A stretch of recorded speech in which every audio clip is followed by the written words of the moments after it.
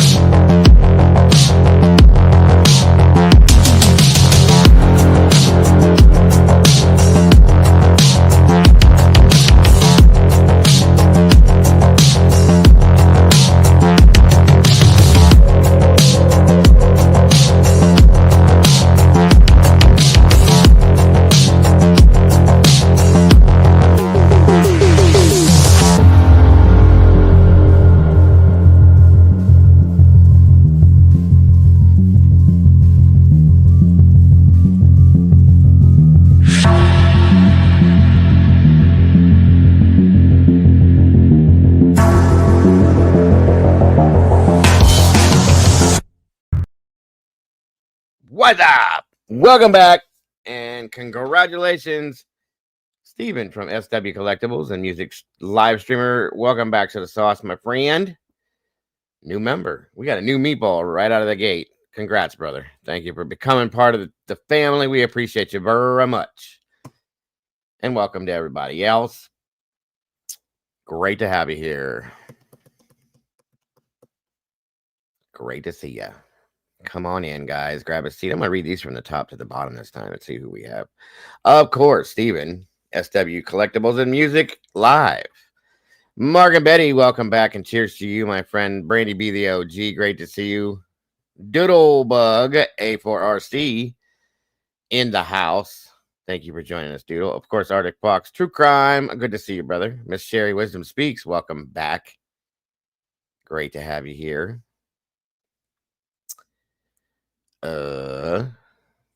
Lisa Joe, great to see you, dear. Thank you for being here again. Tomboy Charm in the house. Good to see you. Tomboy, thank you for joining us today. Miss Stormy, welcome back to you. Great to see you today. Moonlit Baby's in the house. Hello and welcome. Michelle Weddle, welcome back to you as well. Hello, I was scrolling and saw you going live, but first saw another creator that popped up for some reason. I'll give you a clue. I heard the F word 10 times and I understand. On we go. Thank you. Hi, Brandy. I hope you guys are having a great day today. I hope you guys are feeling good. I hope you're feeling the positivity that's been flowing. For those of you that were here in the morning show, my apologies for all the distraction and the screw ups with all the stuff. Please forgive me. If you were at Doodlebud's show, there was nothing but positivity coming out of that one. You can't go wrong, guys. And that's what we need to be doing, is pushing that positivity and keeping everybody in a good damn mood. Everybody's in such a bad mood all the time anymore. It's just not worth it. Smile. Be happy, please. You look better that way. That's fact. I mean, I do it. I do it. I smile. It doesn't help me much, but it will help you, I promise. Come on in, y'all. Grab a seat. Don't worry. Be happy, as Bobby McFerrin would say. And then beats on his chest for about 45 minutes and all that other fun stuff. That's how he does it. Yes. Stormy says she's smiling. Do it. Smile. Just smile. I know there's a lot of stuff out there for us not to smile. Please smile. and ignore those things if you can. Please and thank you.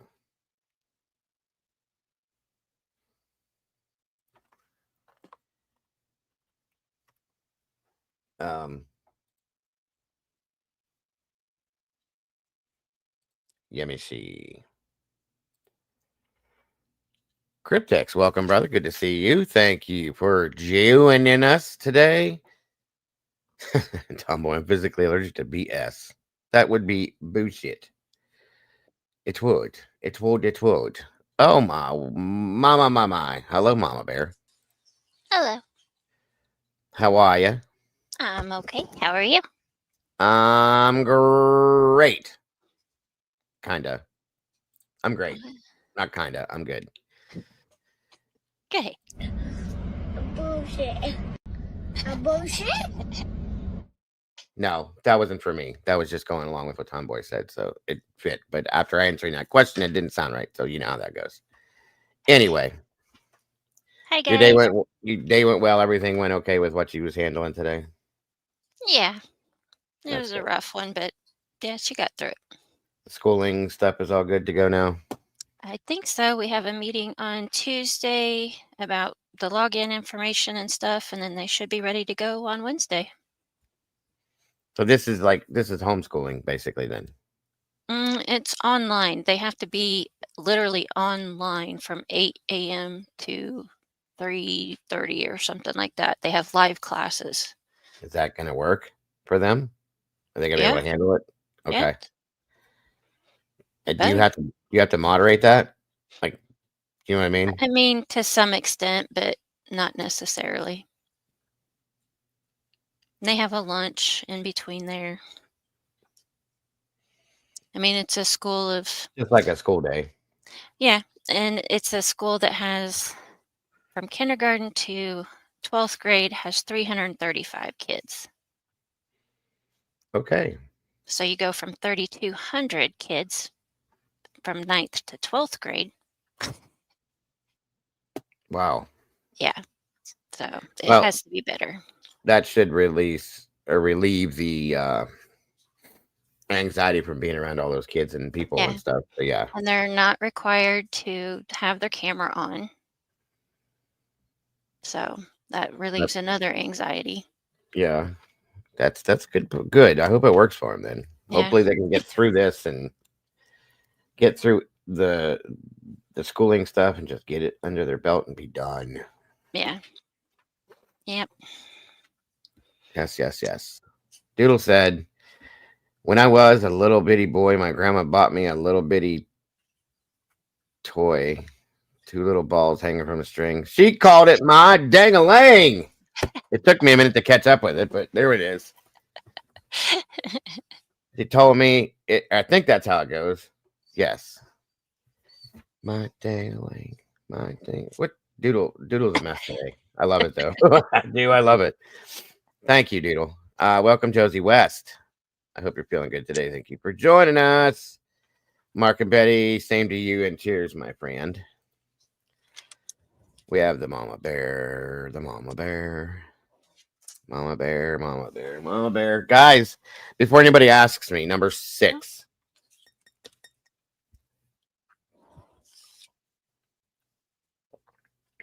And I feel it coursing in my veins. I do. So, anything new and exciting besides any of that, Mama Bear? No. Okay. Hey, Tater. Tater. That reminds me. I don't know if you guys have seen this, but I can't help myself, Doodle. I'm sorry. Wait a minute. Where's it? This thing was killing me. And I mean, I was dying laughing. Every time I see it, every time I saw it, I can't help it. It is stupidly funny to me. So I'm going to show it again. I'm sure you guys have seen this like 15 times already. But it's worth it. It's not adorable. This is just stupid funny to me. Sorry. Everybody knows who Mr. Gary Busey is, of course. If you haven't seen this, I'm sorry. If you have, I'm sorry again because I know you've seen it probably 6 times already. So Let's talk about your cable A sword. Let's talk about buttered sausage. Talk about buttered sausage, where it comes from, what it does, why is it doing what it's doing. Get it out of my face. yes, Buttered sausage. That's not your jam. It's not your thing. You don't like it.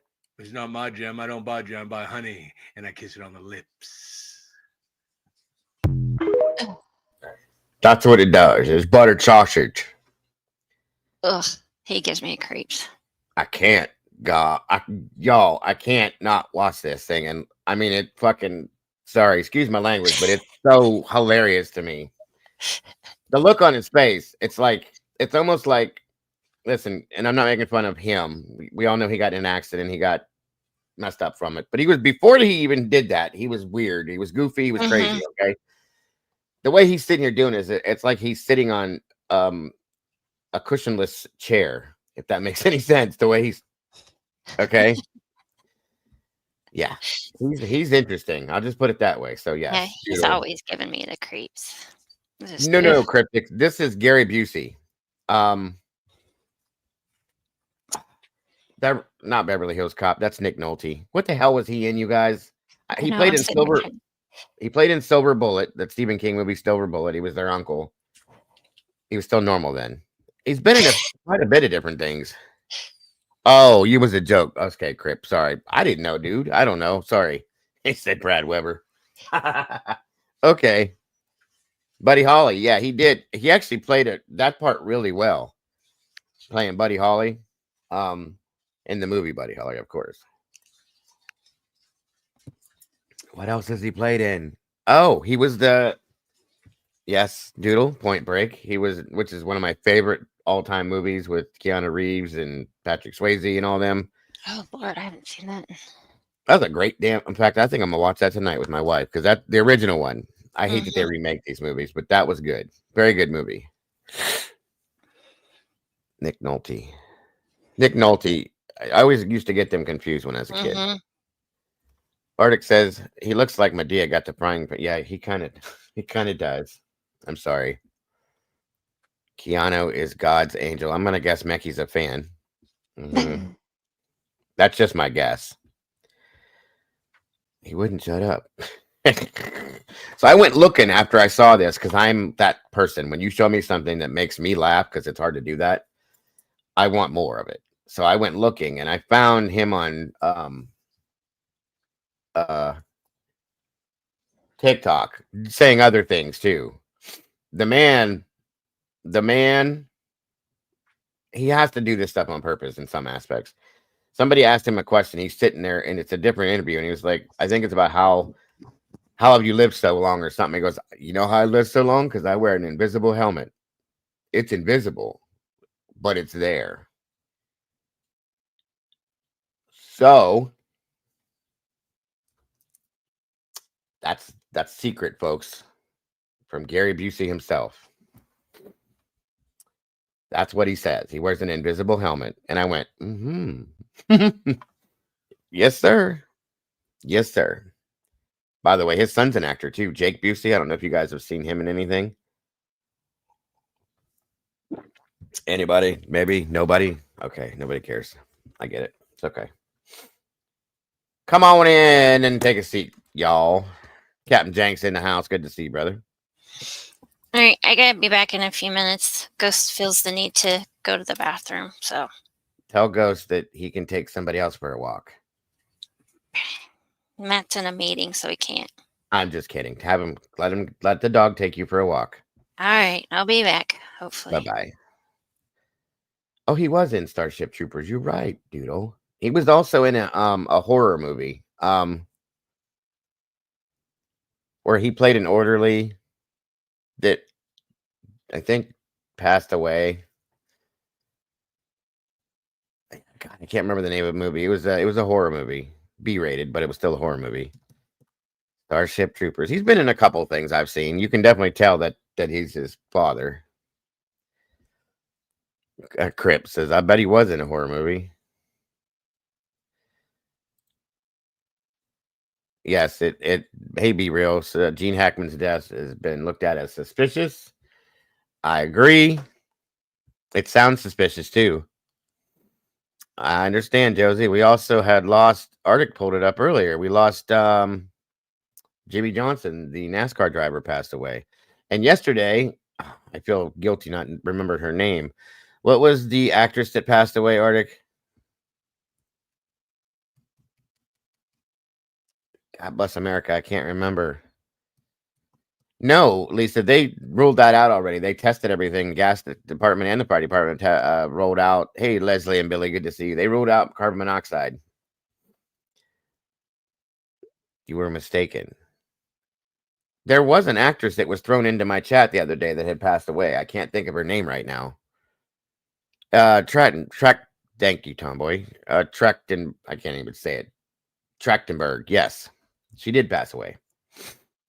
Michelle Trachtenberg. Thank you, Arctic. There we go. So yeah, so wait, Jimmy Johnson didn't pass away? Is that what you were saying? He did. He played in The Hitcher too, which I didn't like. I like the first one better with Rutger Hauer and C. Thomas Howell. Thank you so much, Leslie and Billy. Love you too. Super chat. Jimmy Johnson's alive and well. That's some crazy shit, Arctic. Where did you even get that from? Again, thank you, Leslie and Billy. I love you too, and God bless. Appreciate you very much. Miss Paula Fitzhenry, welcome. Good to see you guys. All of you, thank you for joining us, Miss Paula. You read the notification wrong. Oh, okay. It happened, bud. No big deal. You corrected it. It's done. It's over. Moving on. Hello, Walt.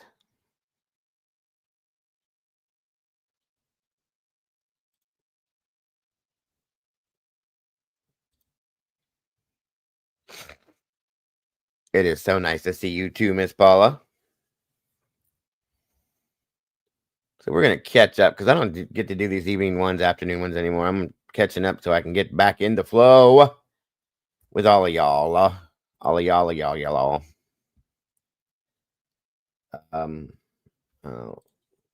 You know what, guys? That might knock on wood. Everything's working right now. So I bet you I needed to go out and come back in or something earlier for that to stop doing that bullshit that it was doing.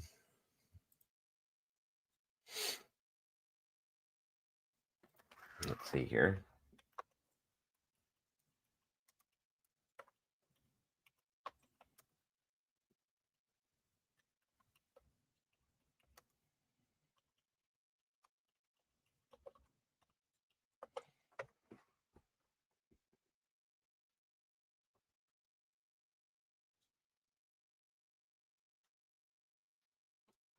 Oh, okay. Whatever you choose to do, sir. You're okay, Lisa.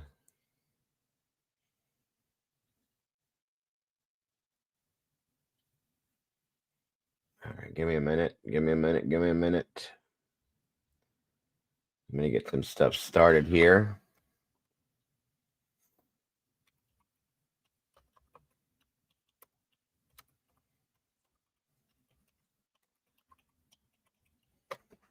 Let's see.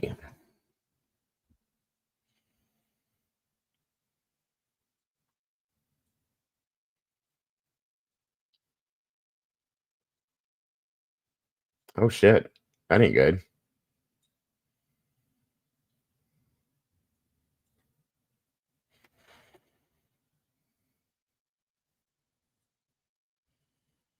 Manhunt for attacker with knife at University of Virginia. Live breaking news coverage. Really? A knife.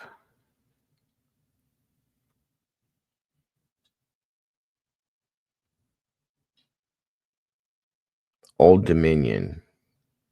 Does anybody know where that's at? Well, we'll find out. Hold on, guys. I guess this is newer.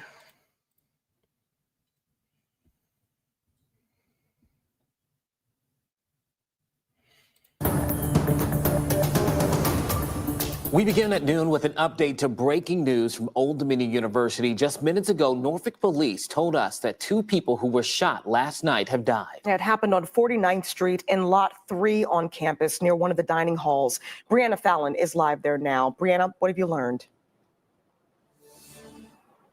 Yeah, so Norfolk police say that no students were directly involved in the incident that happened in this parking lot right over here. Now, again, I did, Les. 2 people have died from that shooting. Thank you, 18-year-old Dave. Denalio Vick of Norfolk and 20-year-old Timothy Williams Jr. of Norfolk. Now, according to police, 2 people were taken into the hospital with life-threatening injuries after a shooting in Lot 3 on Old Dominion's campus. Old Dominion University's president Brian Hemphill released a statement saying no students were involved in the incident. And while campus police did initially place a lockdown on the campus, it has since been lifted. ODU Police Chief Garrett Shelton and his team was on the scene about a minute after the call came in. The chief says his department and Norfolk police are working together to find out exactly what happened here last night.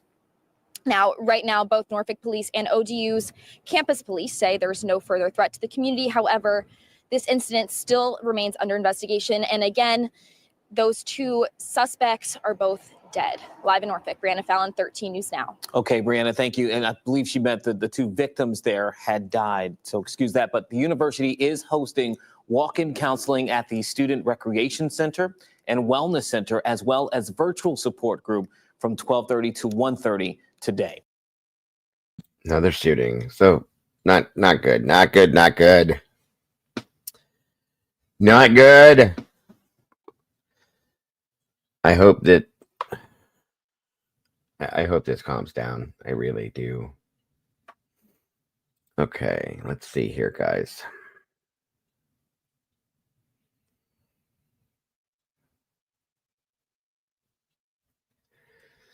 I did want to, because a lot of people didn't, not with me at least. Give me a second here.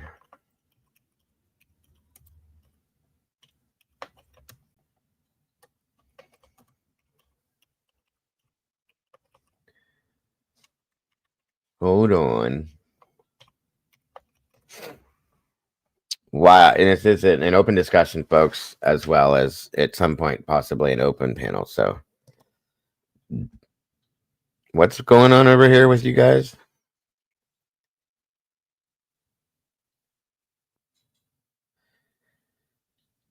Cap says Koberger is now claiming autism. What? What? What? Hold up. Come on. We're going to have to look at that one. That doesn't make no sense.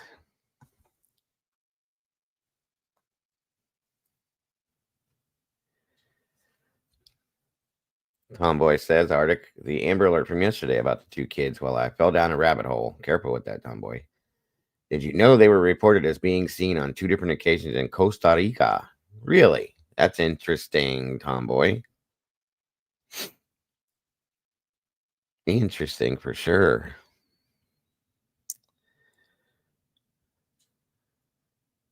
I will check it out for sure. Cap. Okay, one sec.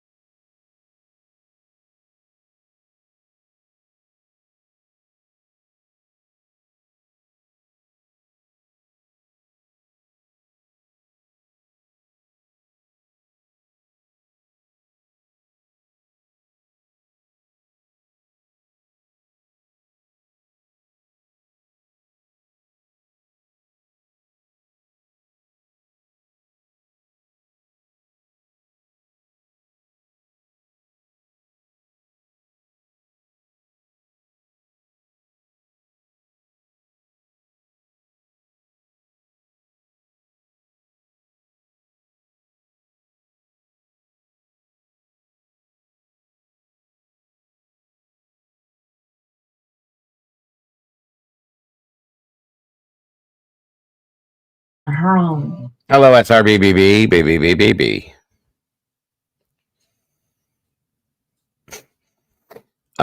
It is quiet in here.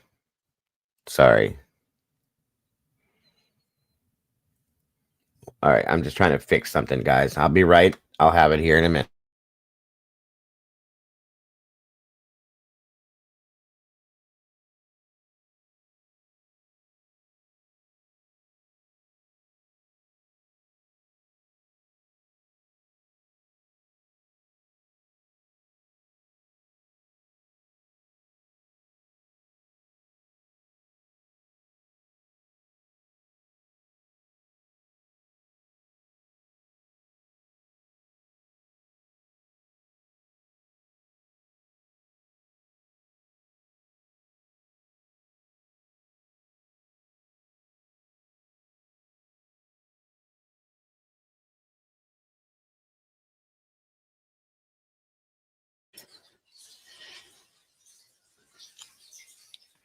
Why are you shaking your head? You know me. I'm confused. I can't find something I was trying to find. I thought I had, but I don't have, and I'm still looking for. I'm trying to get on the Fox 17 website to pull something, and it's not letting me do it as always. Always something. Fox 17? Yeah, I was trying to pull the full interview, the full Chris and Katie Proudfoot interview, because even the one that 17 put out is not the full one. No buttered sausage, Doodle. I'm not looking for buttered sausage. So I can't figure out what I did wrong. Wait. Whoa. Hold up.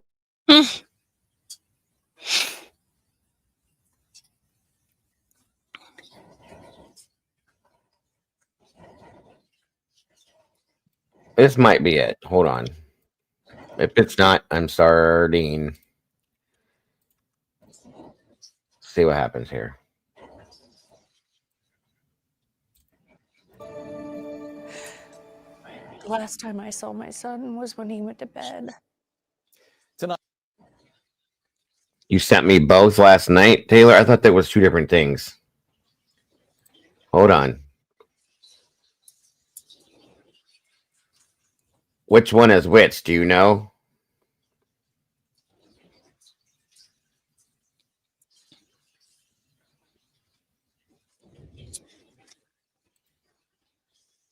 Yeah, I think this is it. Okay, hold on. Well, thank you, Taylor. The last time I saw my son was when he went to bed. Tonight marks 1 year since Sebastian Rogers disappeared from his home near Beach High School in Sumner County. He's 16 now, but there are still no confirmed sightings or leads in the case. Fox 17 News' Kelly Avellino sat down with Rogers' mother, Katie Proudfoot. Right, that's what I was looking for, is the one with Katie and Chris. Public scrutiny surrounding this investigation. Green tea. A voice and an exuberant smile that have been missing for a year that Sebastian All animals punished in any way, but an Amber Alert. Yeah, okay. I know what happened then. My apologies. So it's probably this one then. Hold on. My apologies, you guys.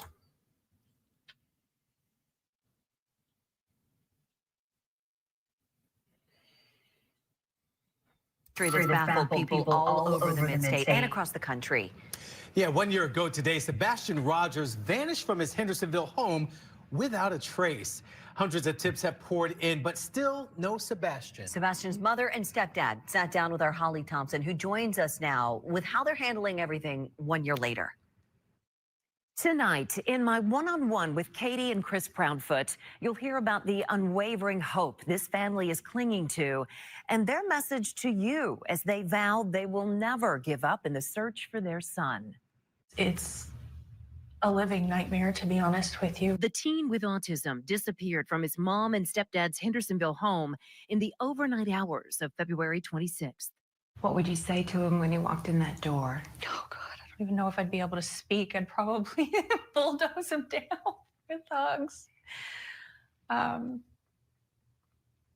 Honestly, when I picture that, I just picture being able to hug him, to hold him, to smell him. I mean, just to be able to hear his voice, to hear his laugh. The teen with autism disappeared from his mom and stepdad's Hendersonville home in the. Are you interested in going back to school but can't find the time? There's a chance it is Sebastian. We're just trying to find out if that could be the case. Steve Fisher, a private investigator hired by Katie and Chris Proudfoot, says this video that first aired on WSMV4 could be a new lead in the ongoing search for Sebastian.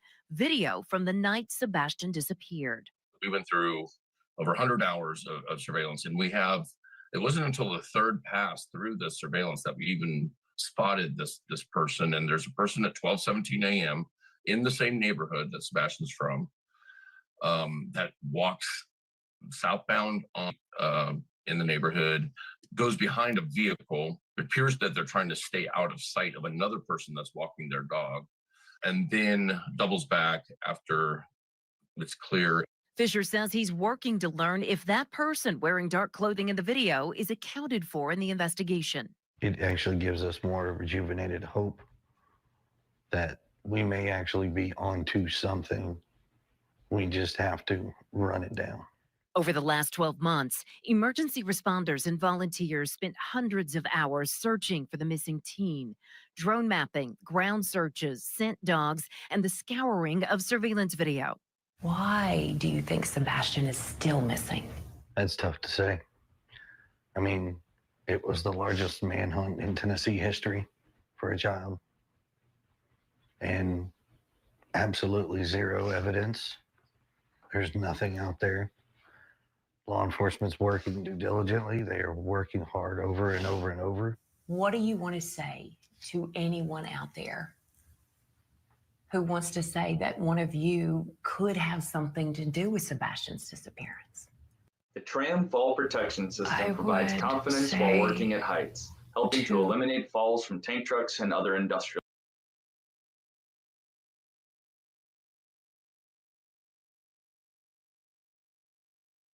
I believe I found it. Thank you, Walt, for the super chat.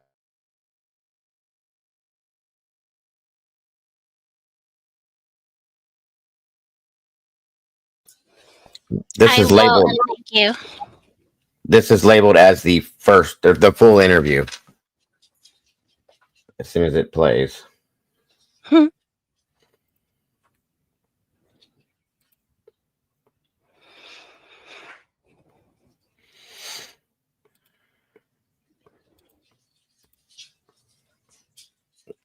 Okay, come on now.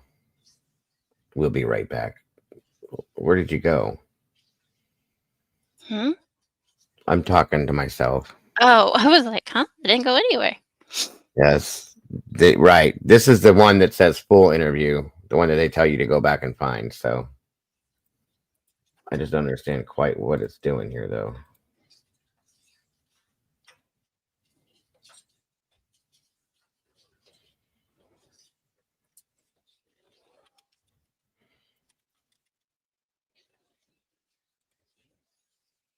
Yeah, I already clicked on this full interview at 6 p.m. Wednesday, and it says full interview.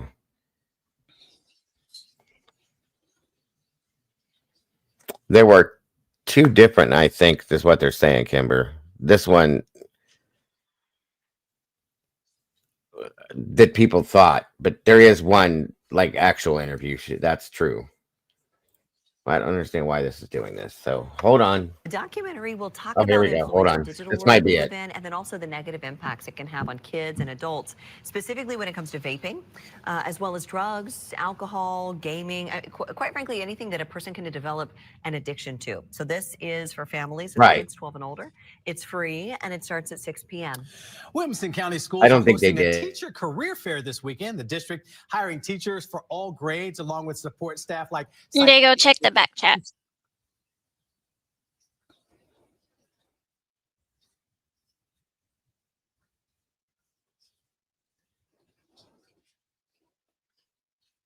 Where'd you find this at? I got skills. It's the same thing that I pulled up. It's me and you. It likes you more. That's all. Okay, let's try it again. Well, I had to go through because there's like 6 or 8 different things on Yeah. there from the 25th, the 26th, and the 27th. And I'm like, holy cow.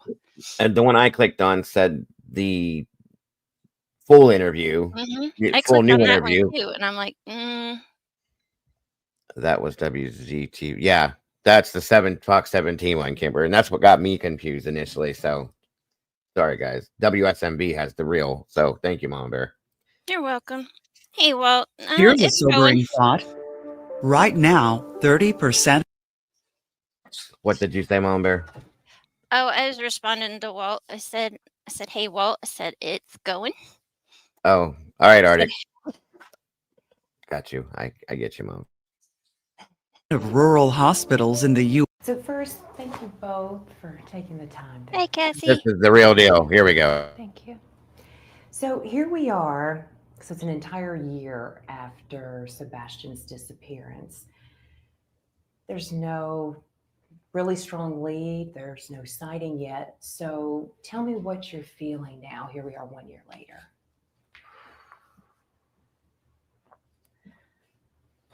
I struggle to put words to how it feels, honestly.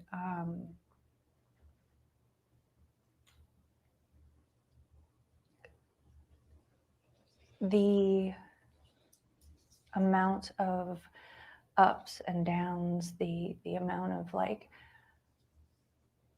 possible leads that haven't panned out.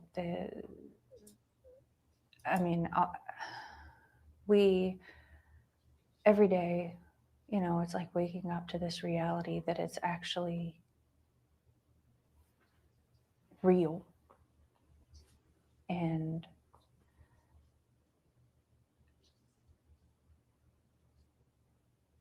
I mean, Sebastian should be home with us. I mean, he should be in school, he should be playing, he should be learning, he should be experiencing life. And until we can find him and until we can bring him home, we're going to keep doing everything we can to make sure that people don't forget about him. We're going to keep making sure that we spread awareness for him, and we're going to keep searching, and we're definitely going to keep praying. You've told me you do want to stay positive. I know you both want to stay positive. That's all part of it. So in your mind, do you see Sebastian coming back through your front door? Do you feel he's okay? He's alive. He is out there. I dream about it every day. I dream that one day I'm going to wake up and this is going to be a nightmare. But yes, I believe that my son is out there somewhere. I believe that we are going to find him. We are going to bring him home, and we're going to find a way to recover from this. And I'm going to watch him grow into a young man and, you know, live the life that he deserves to have. What would you say to him when he walked in that door? Oh God, I don't even know if I'd be able to speak. I'd probably bulldoze him down with hugs. Honestly, when I picture that, I just picture being able to hug him, to hold him, to smell him. I mean, just to be able to hear his voice, to hear his laugh, to see him just be with us and be okay is like I can't wait to see my son. I want to find him so bad.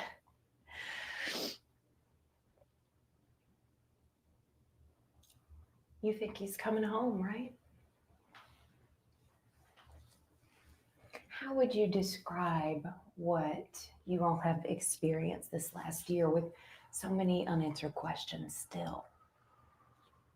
It's horrific, to be honest with you. I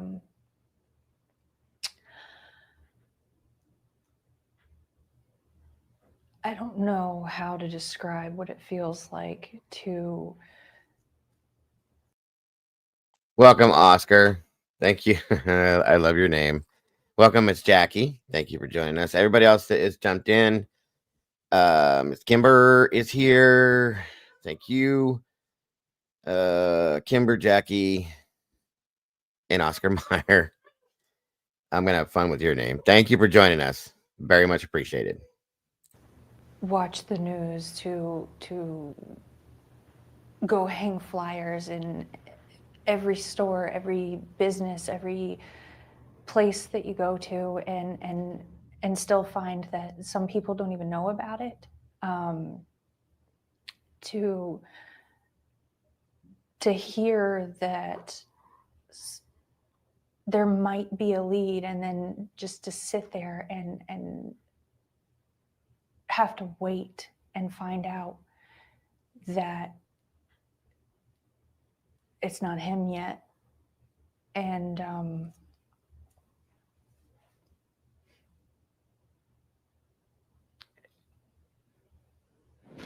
it's pure hell. I mean, there's nothing you can, there's no words, there's no way to put how this actually feels.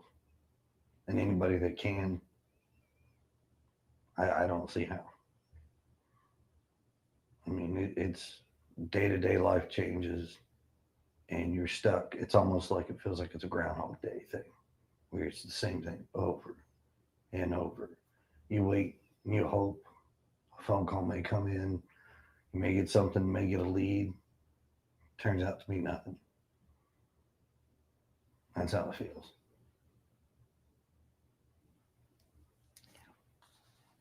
What is that message? I know we were talking earlier last week. Tell me what that message is that you want to make sure our viewers hear from you tonight.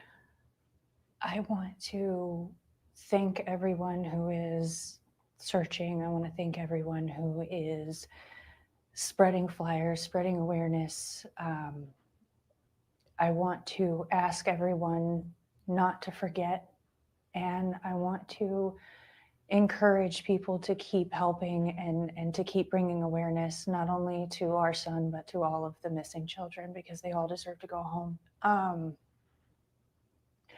And I would also like to say that if my son could hear it, that we love him so much and that we are going to keep searching. We are going to keep looking. We are going to find him and we are going to bring him home.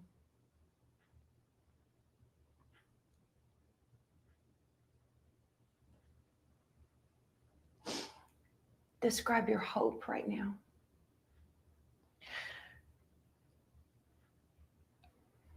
I'm trying to be positive as I can because I know that my son is out there. I struggle to find words to even describe how it feels anymore because it's a living nightmare, to be honest with you. But at the end of the day, it's not about me. It's about the fact that Sebastian is out there and that we are looking for him and we're going to keep looking for him. And we are going to keep praying to God that he is okay. And we're going to bring him home.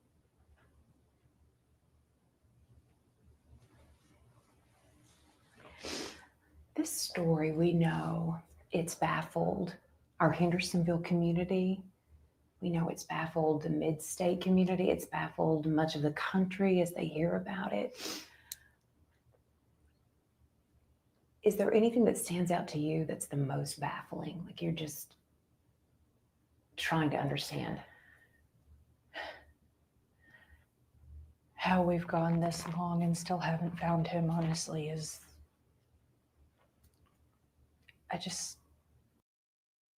I have to agree. They both look. She specifically looks bad. Like, I don't mean to be rude. Like, not bad as in like physically you look bad, like emotionally. You know what I'm saying?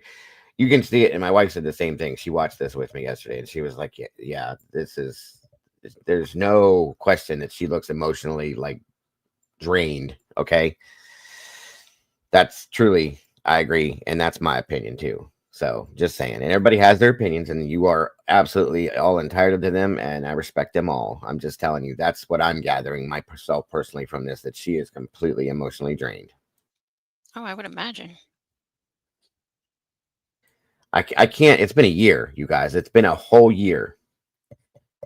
And I was talking, like I said, with my wife yesterday and sitting here thinking about, and I don't even want to say this out loud. Okay. So, you know, knock on wood as many times as I can, but going an entire year, not knowing, not even having a clue, folks, not even a speck of anything, not one answer as to where your child just vanished to. I don't know how people can. Because you know, every time the phone rings, there's that glimpse of hope Right. every time. Right. And Christmas and Easter and Birthdays. birthday and summer and spring and fall and everything you did with that child up to that point. It's just not there now. That place at the dinner table where that child would sit and you would hear that voice in the morning for breakfast, lunch, or dinner. Just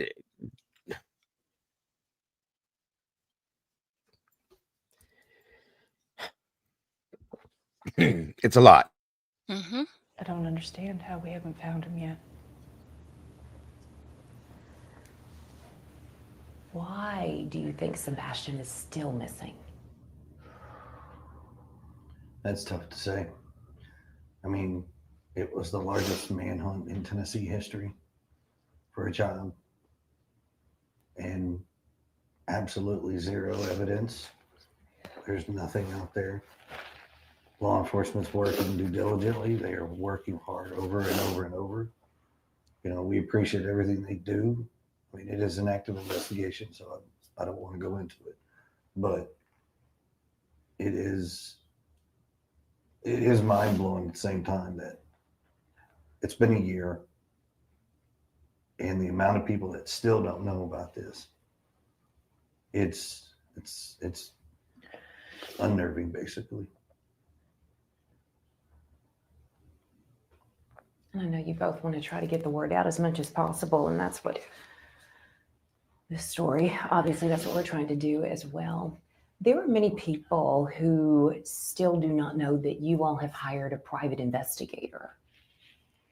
What can you tell me about the video that he recently has discovered and wants to share? I know this has been shared with authorities now. Yes, it has. This is involving the neighborhood that you live in. Mm-hmm. What can you tell me about that video? It's eye-opening to see that this is something that recently has surfaced and it's been this long. It's just taking that long to find something. And now understand too, as we heard from I think it was law enforcement made a statement, and the statement was that video that we have seen a couple times now, law enforcement had that video in their hands 72 hours after Sebastian went missing. And they took it apart, analyzed it, did everything, gave it to their experts, whatever, and they're claiming that it has no relevance to the case.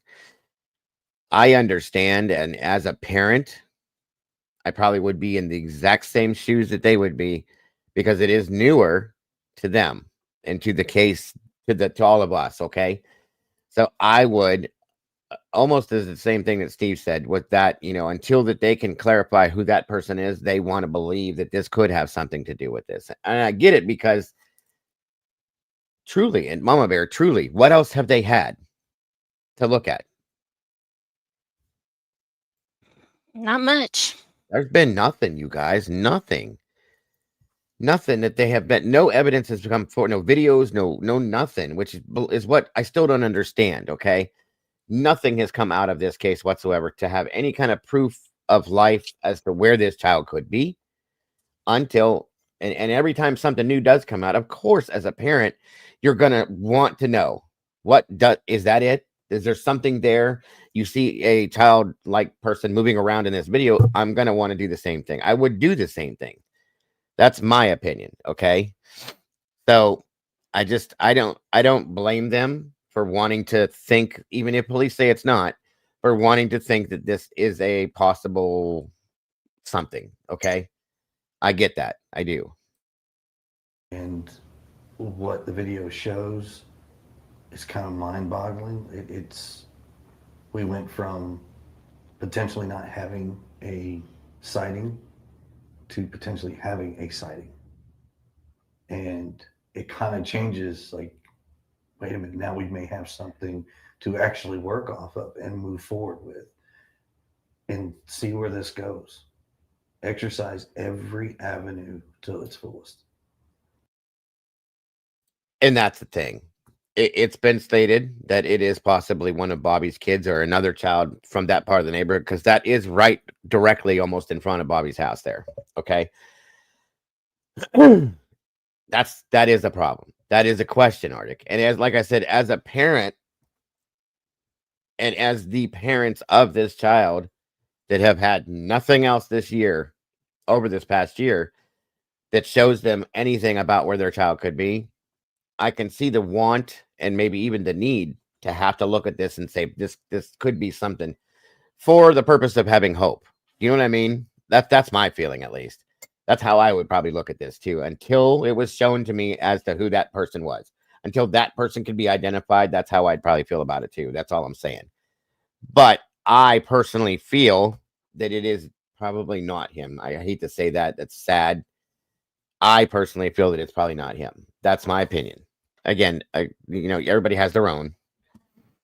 I'm just saying I don't believe it is, sadly, because I think if it was, unless law enforcement's doing their thing again, which is what they're supposed to do, and holding it close to their chest without giving that, but I just don't think it is. I don't think they would have made the statement that they did. They didn't even say possibly. They just said they do not believe this has any relevance to this. So that's my opinion. It doesn't matter. No stone unturned.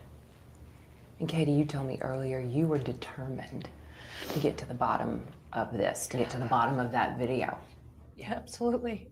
Anything that could possibly be something that could lead us to him. We're going to keep looking. We're going to keep digging and keep finding and confirm if it is or isn't, because, I mean, if it's possible, then it's got to be confirmed.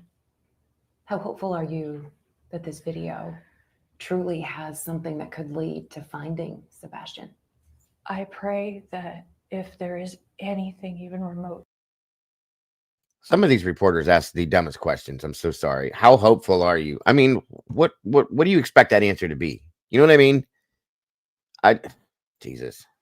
Believe in it that could help us find Sebastian. I pray that it is.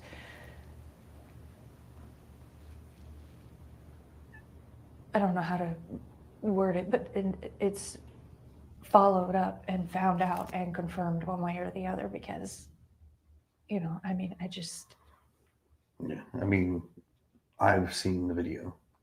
I know it's in it. It actually gives us more rejuvenated hope that we may actually be onto something.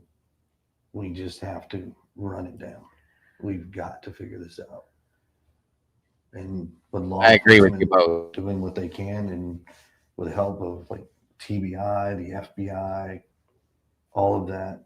I mean, I believe Secret Service was involved in the beginning. Maybe they can look at this video as well. Let's bring people back to the table, and let's exercise every possibility of enhancing this video, looking at whatever, and tackling what it is to get an answer. Now, this is your chance to respond, to speak out, to speak your mind, whatever it is that you want to say. But no matter what the story is, there are always people who will point fingers. What do you want to say to anyone out there who wants to say that one of you could have something to do with Sebastian's disappearance? I would say to pause and to think, and I would say to consider the sources of information. Try to make sure that you're getting legitimate information. Avoid the rumors.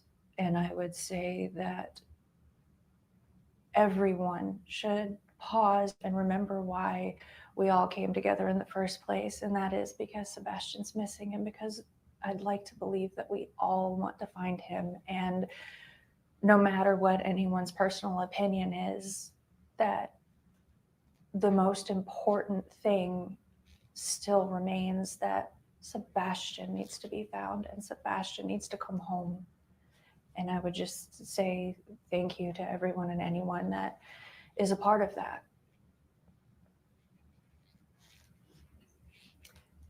So let's say Sebastian is listening when this is running and he hears you, he sees you, what do you want to say to him? I would say that I love you so very much and that I hope that you're okay. And I would say that know that we all love you and that there are so many people that care and so many people that are looking, and hang in there and know that we're going to find you, know that we're going to bring you home.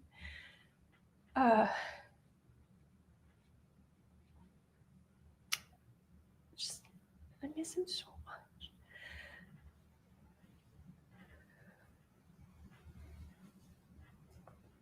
So at this point, it's keep searching. People keep looking. Keep searching, keep looking. We keep putting up new flyers. I know a lot of places, they take them down after so long. We just keep going back and putting more up. I refer to my original request, just to anyone that's willing, don't let him become forgotten. Don't let him become lost in the next story, not to supersede other children, because they all deserve just as much, if not more attention, because all children do. But I would say just please don't let him become forgotten and lost, because we're never gonna stop. We're never gonna let that happen if we can help it. With his autism, is there anything else that we should add that you want the public to know right now? I would say that he is high, what they would consider high functioning. He's not, he doesn't struggle with verbal communication, but he does, he does struggle sometimes with expressing himself, is, I guess, the best way that I could put that.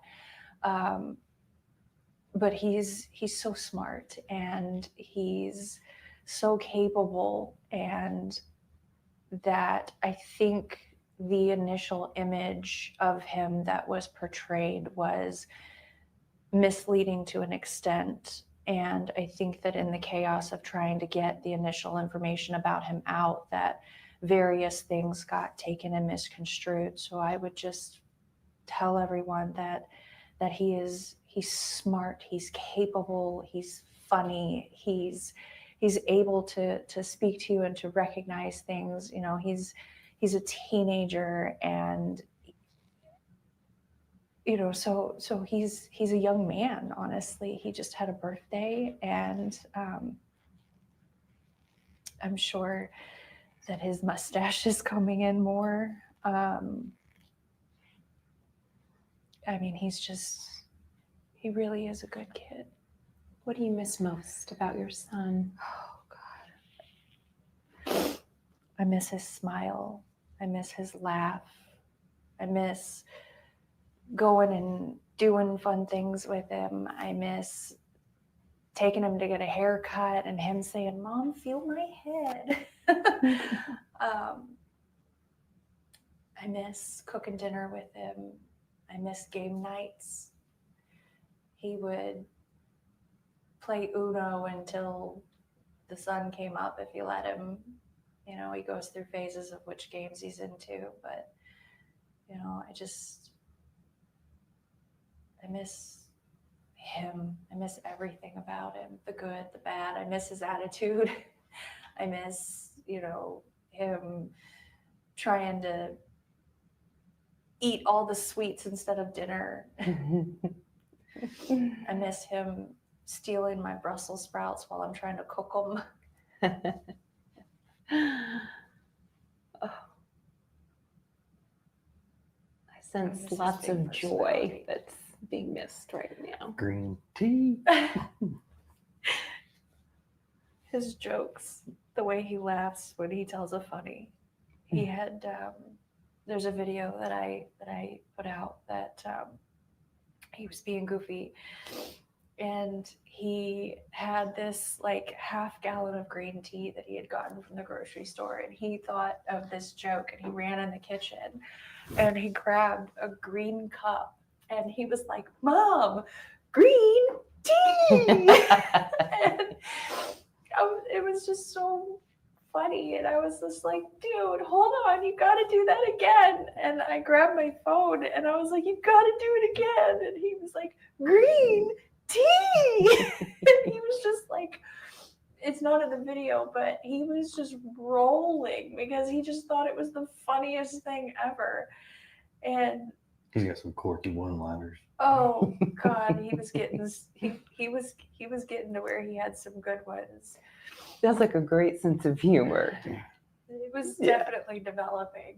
He was coming into his sarcasm. You know, like one of the other videos I released, when it's hard to hear, but we were bowling, and because he has a lot of fun with it. He actually was getting a lot better without bumpers, but he like rolled a good roll, and he turns around and he's like, "You got wrecked, Mom." And I was just like, what is happening right now? But I mean, I miss that, you know. I miss being able to hang out with him, you know, because he's not little anymore, you know. Which we had a lot of fun when he was little, but when they get older, you know, you start being able to do different things with them, and you know, game nights are, God, they're a blast sometimes. We didn't have pool days this year. Pool days. That's big in the summer. He loves to go to the pool as much as possible. Swimming. Oh God, he loves to swim. He's I don't know if I put that picture out or not, but there's one that I took of him. He has on this like giant, I think it was a flamingo, and he was just like just being a cool guy. Being a fun kid.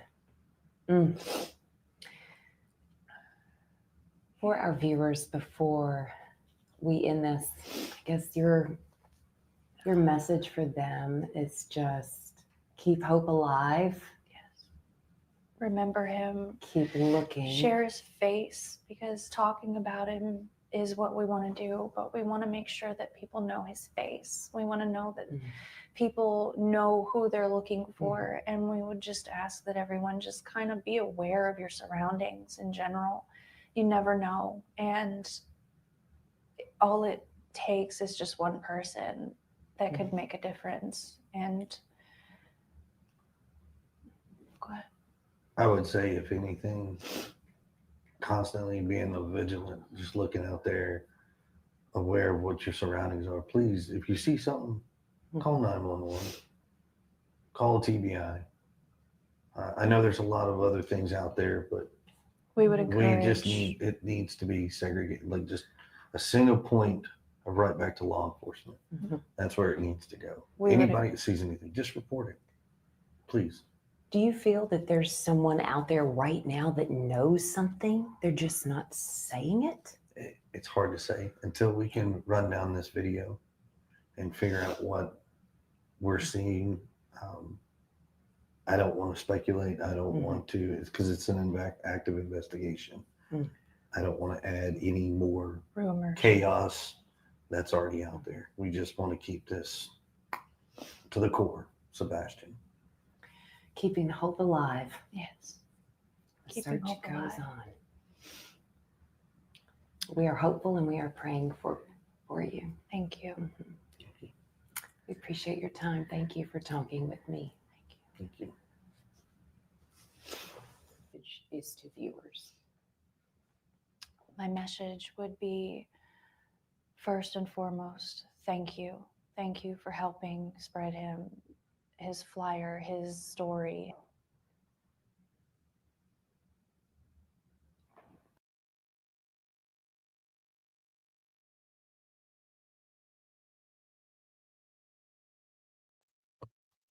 It was hard to watch. Yeah.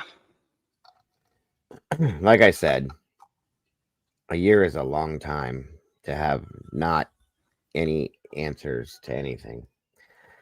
And I feel bad. I feel horrible because I'd probably do, I know I would do the same thing, but I feel like they're grabbing a hold of, like Arctic said in chat. No, it ended, SRB, it ended. It went to some kind of weird leg thing. This is what showed up.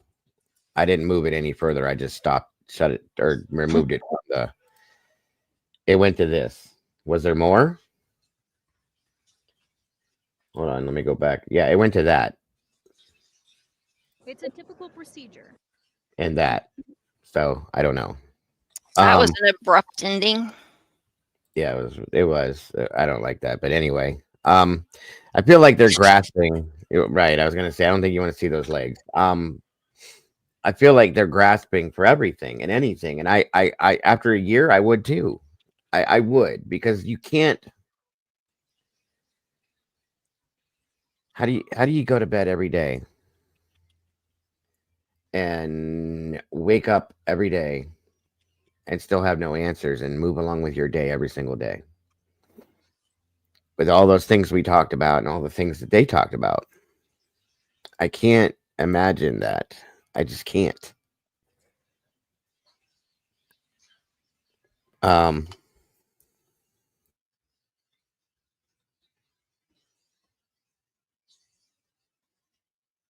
So I don't blame them for, even if this turns out to be nothing, as law enforcement stated,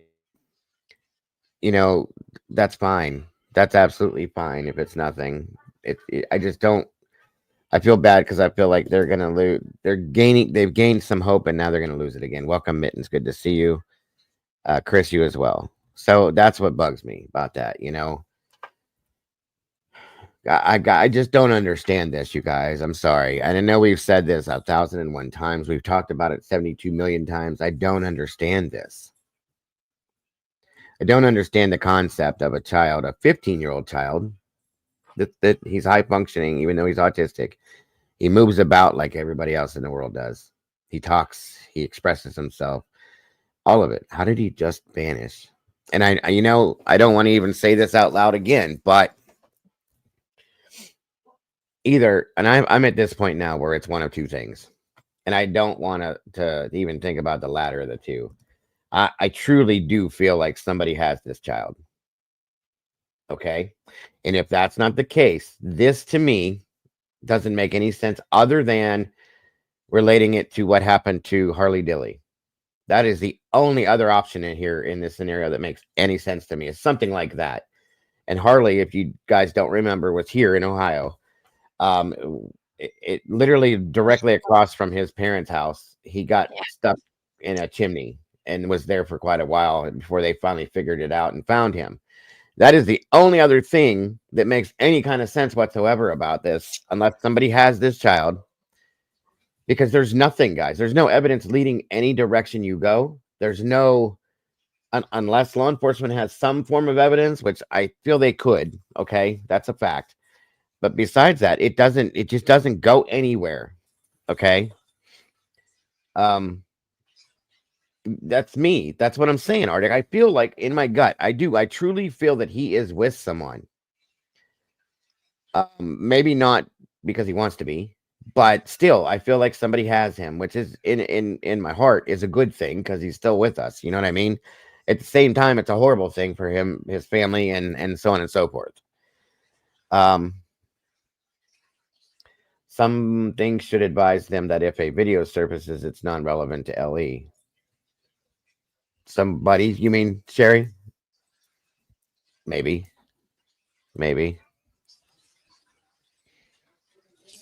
I really do too. I really do. In my heart of hearts, hope that he's sitting somewhere with somebody, that he's okay, physically and healthy.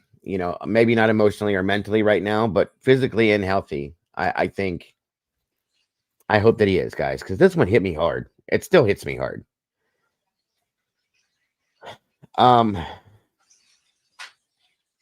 I can't believe it's been a year and there's been not one piece of anything that is leading. Even if they would have found something,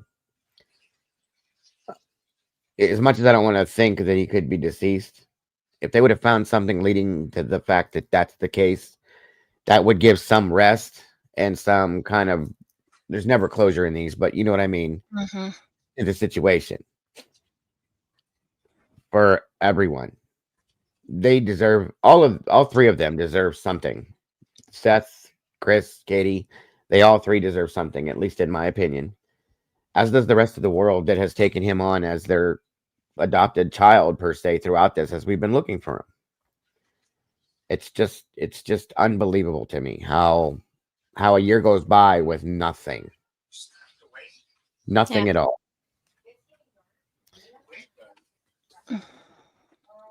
I did too. Listen, don't feel bad, any of you, about anything. I still that those videos bother me a lot, SRB, a whole lot. I really feel strongly about those videos. Okay, I may be wrong, guys, and if I am, I am. I don't feel bad about it because I want there to be, I want so bad for there to be an explanation to this, to give my mind some kind of ease. Okay, maybe that's selfish, but that's how I feel about it. Those videos, even the moment that I first saw it, I felt excited. I know that sounds stupid, but I felt excited. Like, is this an answer finally? Does this make sense? This makes sense. And that's the biggest thing, is none of this has made sense to any of us. Hey, Mayhem, good to see you. Thank you for that. I appreciate you very much. So yeah, I just, this one has yanked my heartstrings right out. Okay. So I want so bad to be able to see his parents smile and know that he's okay.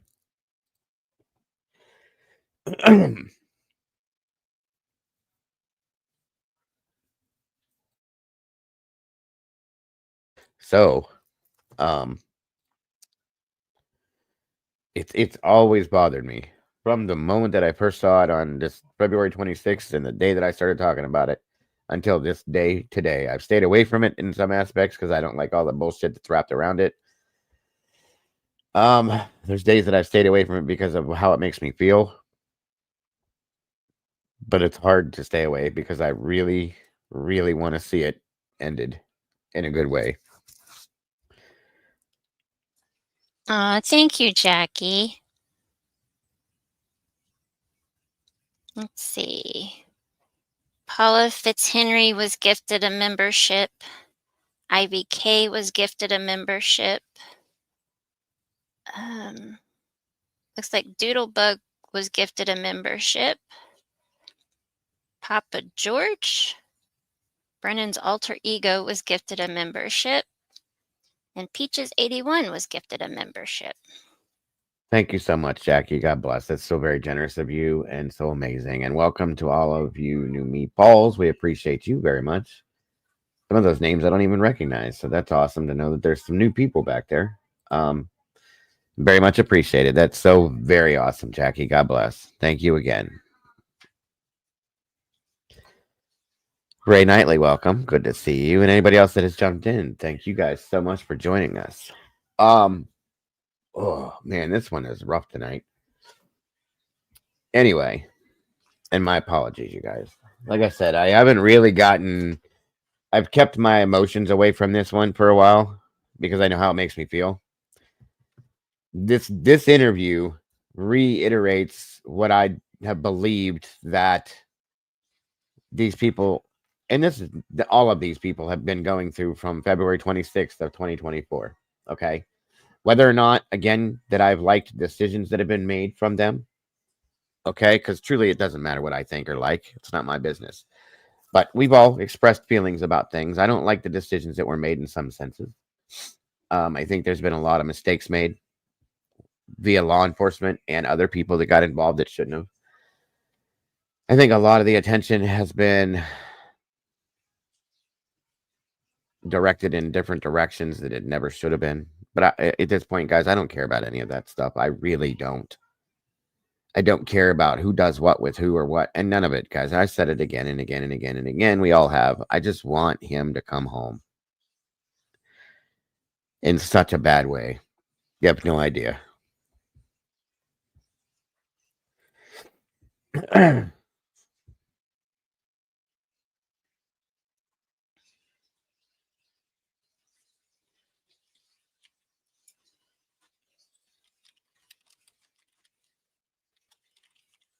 Yep, that's yeah. I agree with you, SRB. That is absolutely, in my opinion, what I think is wrong with me with it. So I do understand what you're saying.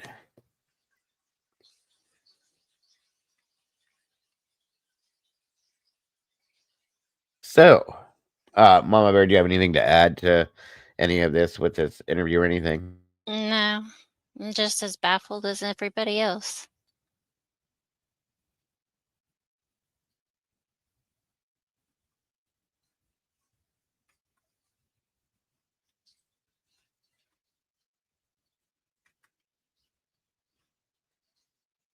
You should not feel like you can't cover a child due to drama. That's bullshit. I do what I want. I don't care what any of them. I know, Mom. I know. I just don't want. I felt like when I stayed away from it, I stayed away from it because I didn't want to add more to it, if that makes sense. I didn't want to have a conversation and yet all, because I noticed that certain cases, people, and we know this, we've talked about it before. You can't talk about it because people get mad at you or this, that, anything else. I've never cared about that with anybody with this case because I felt so close to this case. And I just didn't want to add any more bullshit or drama to it, so I stepped away because of that. But I've always listened to, looked at, spoke about, and showed anything that has had anything to do with him. If I think it's dumb, bullshit, whatever, I'll speak on it. But besides that, that's that. We try to keep it that way, Mayhem, and I appreciate that sentiment. I really do, and very much. Thank you. So, yeah, I've learned that stuff too, Mom, from you and some other channels as well. Yeah, and like I said, there's nothing new. And that's anytime I see something new that comes up with his name on it, I do look at it, show it, whatever, talk about it. But that's part of the sadness with this is there hasn't been. That's why I think this new video that came out that Steve was showing made such a big impact on so many people. But of course, there are those people out there that will take this video and turn it into something completely different, which breaks my heart. And that you're taking the one thing that the family members have to hold on to and turning it and twisting it. And I haven't seen it yet. Thank God. And I'm hoping maybe we don't. Maybe everybody has gotten past that stuff. We'll see. I just hope that they have. So there's that. Moving on. Let's see. Anything? I was gonna do. I forgot to do that. Huh? I was gonna open the panel too for us. Remember? Oh yeah. Yes, and I didn't. So I'm gonna put the link there, and then I will pin it here. And again, you guys know how the rules go. We can all talk about whatever we talk about with it, as long as there's no victim shaming or family slamming or any of that stuff. That's all. Did you see the new drawing of the dollhouse of Idaho? No, I didn't. And I actually Tomboy. Jesus, you guys. I'm so sorry. SRB. That's the other one I was going to bring up tonight too for you guys. So get out of my head once again. I did see that, Mama Bear. It's weird. Yeah, it spent all that thousands of dollars for 3D rendering or whatever you want to call it, and it comes out looking like a dollhouse. Is it a 3D printable thing? Here, hold on. Let me get it. That's crazy if that's what it is.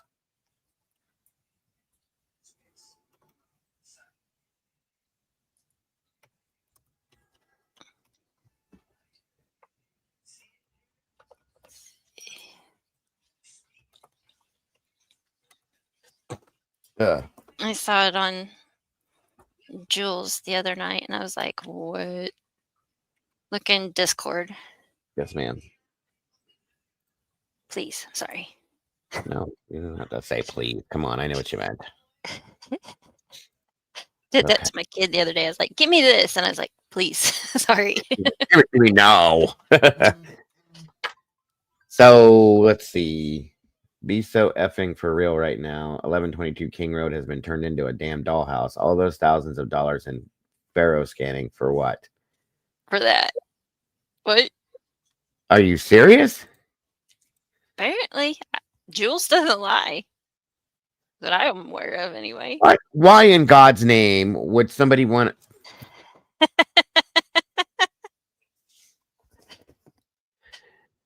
Oh my God, you guys, come on. Mitten says, "Is it like an actual dollhouse on a table with wheels?" See, what I think this is a file, a printable file that you can 3D print this and have a. What the fuck? Barbie Dream House, Ray said. I'm sorry for my mouth, but I'm really not sorry. Are you serious? Oh my God, you guys, I can't anymore. I just can't. What is wrong with people? Mitten said, "Is it an actual dollhouse on a table with wheels?" Yes, it is, hon. Oh, no. Elizabeth said, "Yes, the Mama Bear. It's cheesy, ridiculous, unbelievable." And you want to know something? Guys, I could start. I'm probably going to do a poll. Do you think people are going to print this out just to have this and say, I have the 1122 King Road house? I do, because there's that many crazy people out there. Mm-hmm. This is insanity. I'm so sorry.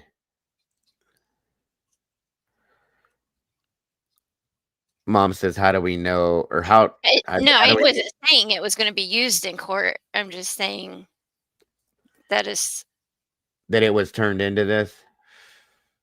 this This is is yeah, this is based off of the Pharaoh scannings. Do you think that this is a model that they're going to use in court? That's, I think, what Mom's talking about. yeah. I mean, I don't know. That's kind of the impression I got, but Yeah. So maybe it is the way they're going to, maybe, I don't know. I've never heard anything about it that way, but yeah, that's crazy.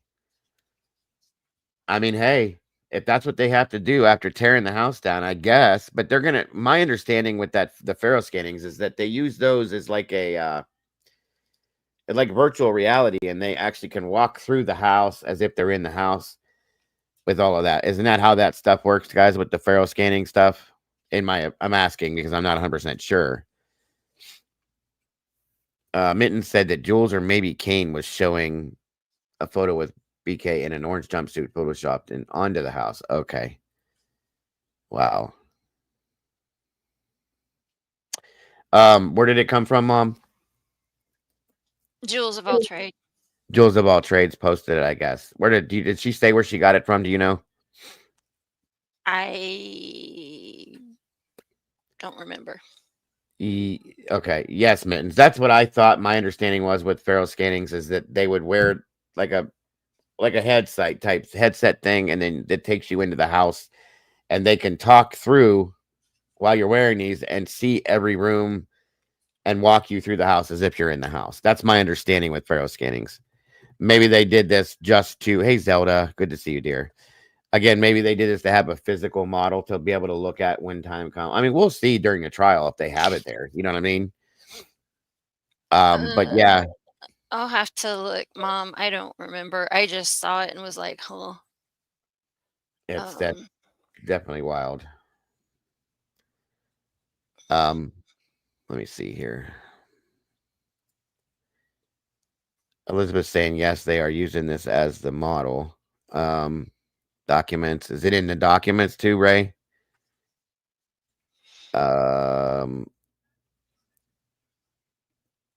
It's in the docs. Rose says it's in the docs too. Okay. I haven't looked at newer documents in a minute. Got you. It's crazy. It is crazy.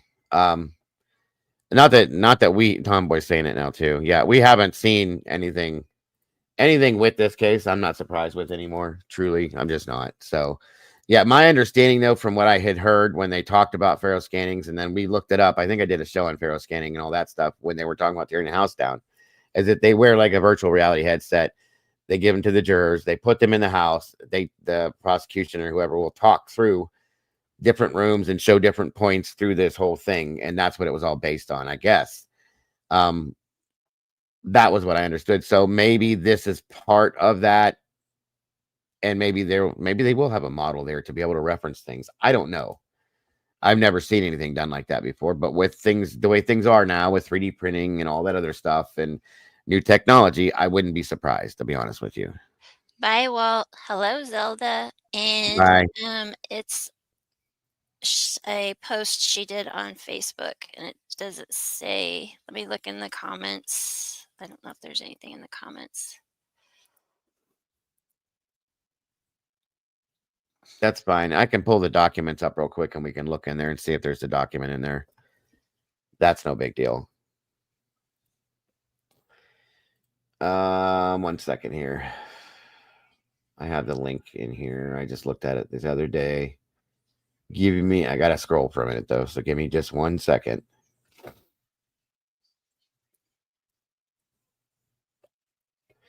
Like I said, I won't be surprised because I haven't been through this.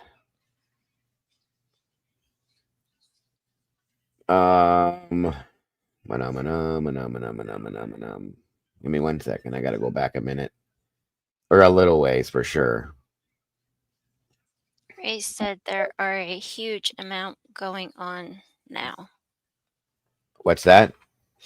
Ray said, Dago, there are a huge amount going on now. I don't know if she's meaning I documents know. or what. Yeah, I've had like probably 15 emails sent to me about this. I'm gonna be doing a show, part 2 of that other show, I guess. For those of you that want to be here and those that don't want to be here, you'll know ahead of time.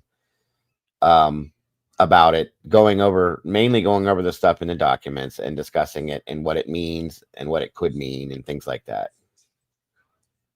Where did the link go? I can never find this damn link when I'm looking for it. And I've had it in here pinned. I don't know how many different times. Oh, there it is. Okay. I'm like, good Lord. Yeah, I got it. Sorry. I have too many things to look through. That's my problem. I'm very disorganized in this stuff. Okay. And it could be under the case summary too. Sometimes I found, somebody showed me that about a year ago, that a lot of this stuff is not actually thrown out in documents, but it is in the case summary. Yeah, it was kind of an interesting piece of information. Cat said a 1980s Atari game console house. Wait, what? Oh, yeah, that's what it looks like too. It looks like something you'd be on your Commodore playing in a game. You know what I mean? Okay. Mark and Betty said, nope, Night Driver Cap. Oh, wow. I haven't heard that name in a long time. My kids could build a better rendition in Minecraft than that. 100%. I was just going to mention that. Yeah, I don't see here in the actual documents specifically. Rose said it was 2 days ago.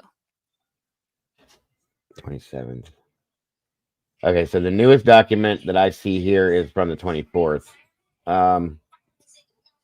And I'll actually show you the whole, guys, there's so many documents in this case, it's not even funny. That's ridiculous. It's insane.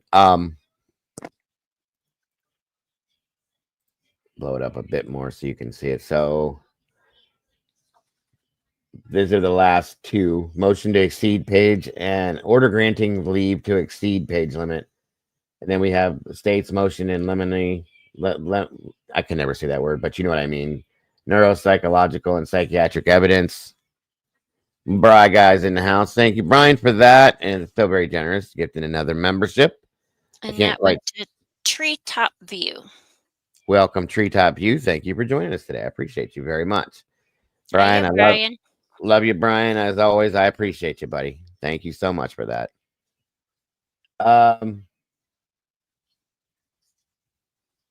This might be it right here. The state's motion in limine readmissibility of demonstrative exhibits and memorandum in support state's motion. That might be it. Demonstrative exhibits. Yep, this is it right here. It says, comes now, state of Idaho, by and through Latah County prosecuting attorney. You guys have to be tired of hearing me say that. I probably said that 7,000 times this year or last year too, and respectfully moves this court for a pretrial order regarding the admissibility of demonstrative exhibits. Specifically, the state will seek to introduce a three-dimensional model of the 1122 King Road residence for demonstrative purposes to aid the witnesses in their testimony. Aha. That makes some sense then. The state further submits the following memorandum in support of its request. Let me see here. The trial courts are endowed with discretion over the use of demonstrative exhibits during trial. And it's given case law here through the State versus Pangborn. Idaho Court of Appeal held an exhibit is properly admissible for demonstrative purposes. So basically, they're building this model. They're going to bring it into the courtroom so that when they have witnesses on stand, they can use this model to refer to different places and things with the house, physically with the people. So I've never seen that done like that, but okay. That makes sense, and it is in the documents there, so okay. I'm trying to find where I should start reading because I know you guys don't want to hear about all this case law stuff.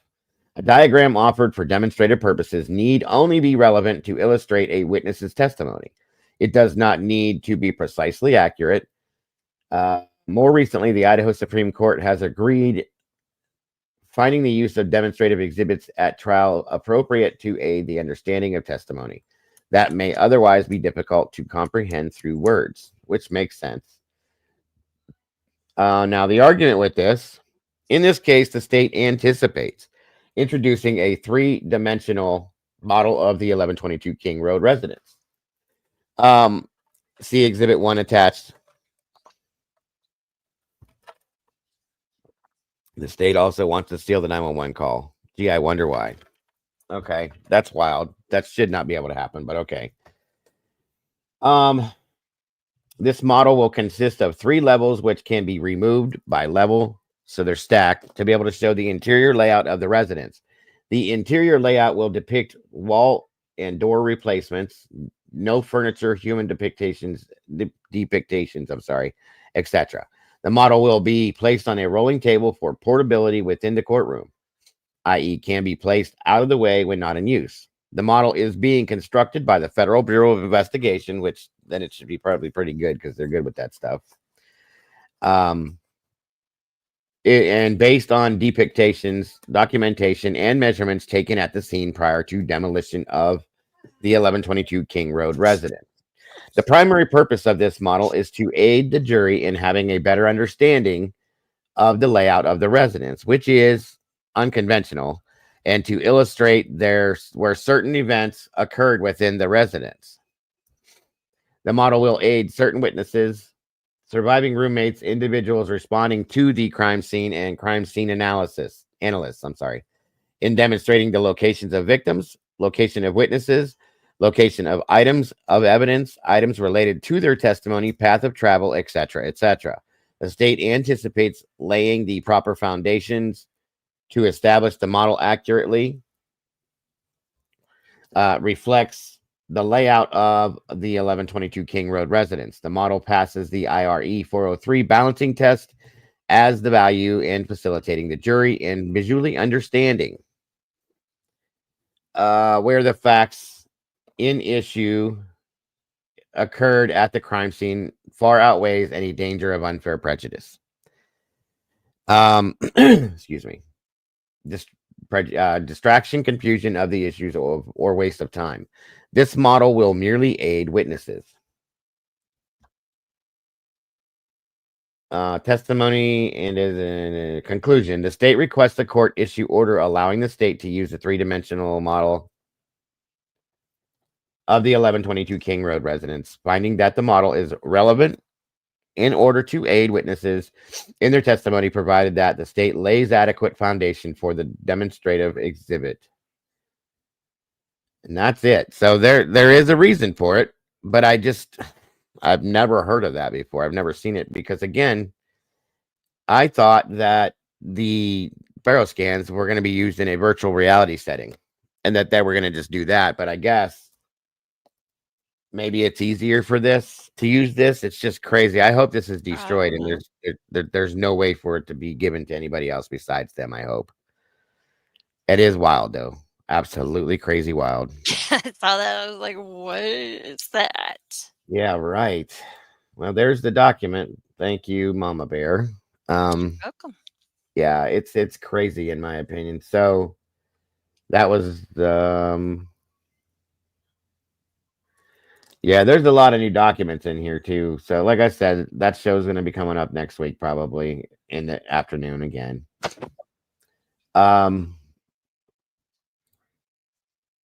There's also a document in here that says the state's motion in limine to alternative perpetrator evidence.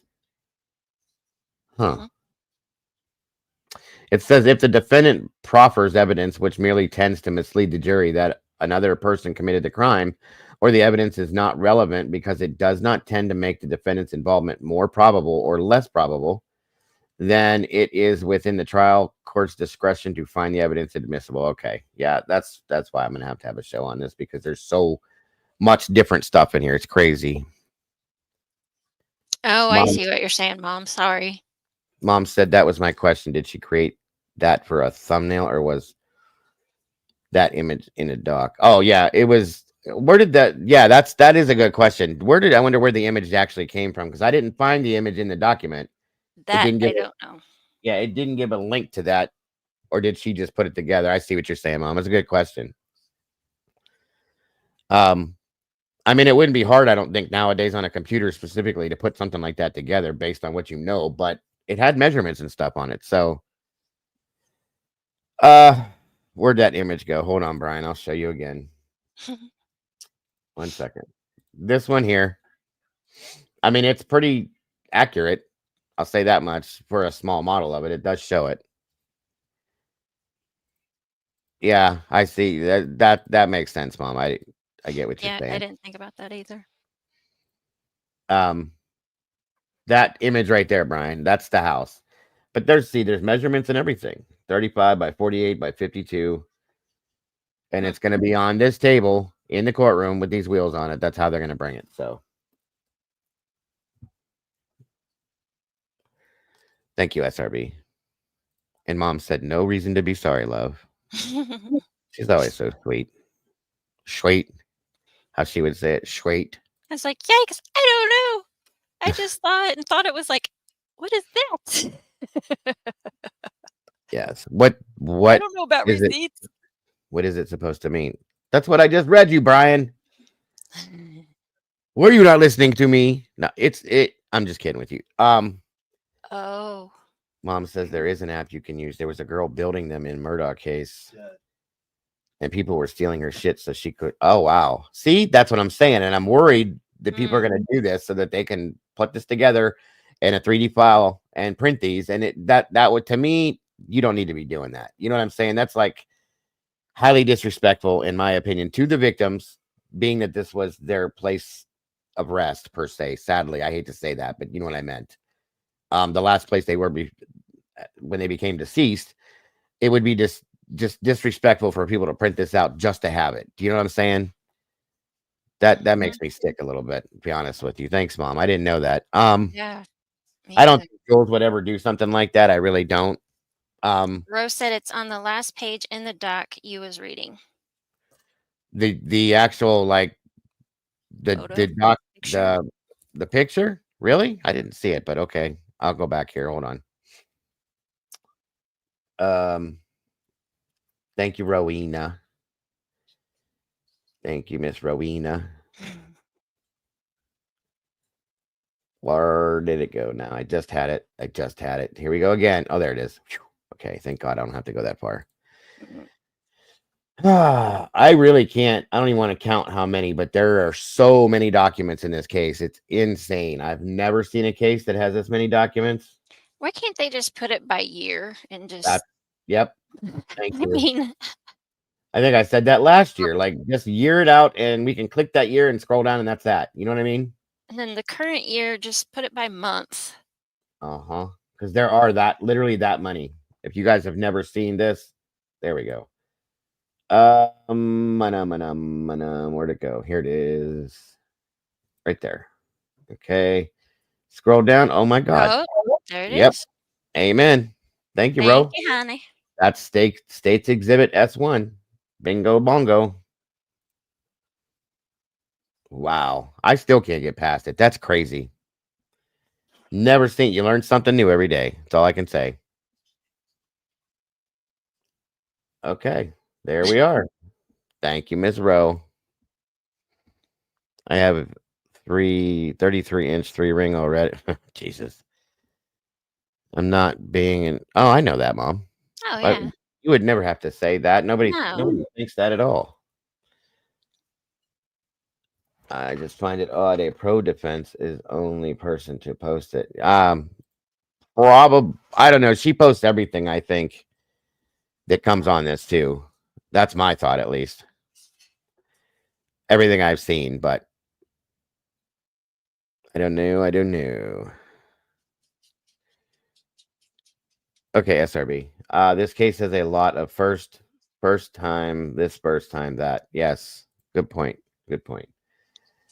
But yeah, there'll be a show coming next week at some point in the afternoon where I'll be going over all the documents again to catch up with all that. Because again, I have to understand this stuff as well. Because I don't in a lot of senses. I really don't. Okay.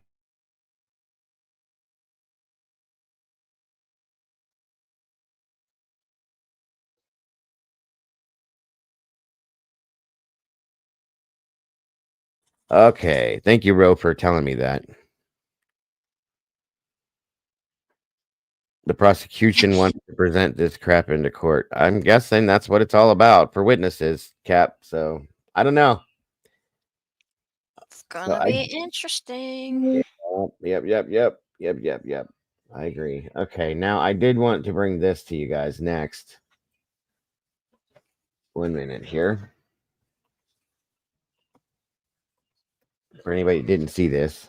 Oh, shit. Hold on. Hello, Dandy Lioness.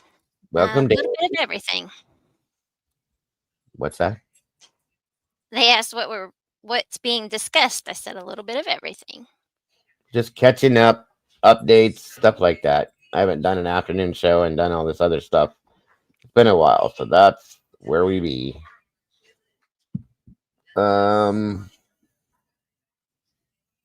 Who sent that to me? Not that. This. Who sent? You don't know. I'm talking to myself again. Sorry.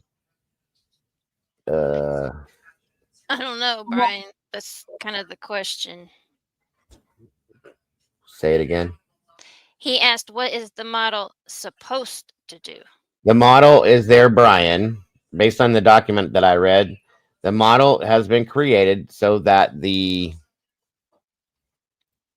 witnesses, experts, have something to use as a referral piece. So when the prosecution is bringing it forward, or whoever, and they're talking to the witnesses about what's going on, they're going to have that reference piece to go to. The roof comes off and the sections come apart, so they can go into the house in different rooms and show different situational stuff and scenarios. That's what it's for. Because that's going to be real easy to see from the jury. Who created it? You're asking me all these questions, sir. I don't know who created it. I'm sure they picked up a company or something that does this kind of stuff and probably went with them. Oh, I'm sorry. I do know that. The FBI created it, Brian. That was a good question. Thank you, Paula. So are you, dear. But yeah, it was created by the FBI. I was thinking of something completely different. See what happens when I get all frazzled? Right, yeah. Mark and Betty, I don't blame you. Said, we laugh at this case in the UK. The house was dripping with blood, but no DNA in his car. A lot of people. Miss Kim French, good to see you. Thank you for joining us. Oh, thank you, Kim. Appreciate it. Right, Mittens? The jury will need binoculars. Well, what I think they'll probably do is they have magnified projectors. If they sit it on this table, is there a way to project it on a screen where people can see it blown Oh, up? I'm sure there is. You know what I mean? That's probably what I'm figuring. It's just ridiculous. It is. No, Brian, you're fine, bud. You're fine. The FBI is creating it. I truly thought, and it made more sense with the Pharaoh scans for them to use a virtual reality type situation to be able to show it to everybody in like almost in real life. You know what I mean? So just saying. That was my thought. I guess Kim French said that Seth is going live tonight at 7 Central. If anyone's interested. Yes, I just saw that. So thank you for that, Miss Kim. I appreciate that. Thank you for coming in here too. Cat, you're on a roll tonight. He said defense is going to say next that Koberger could never fit into that house.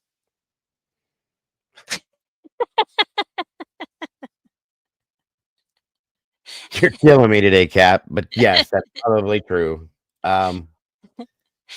That's funny though. All right. Well, I do want to move into this situation, guys. This is another one we've been looking at lightly, but I want to get a little heavier with it.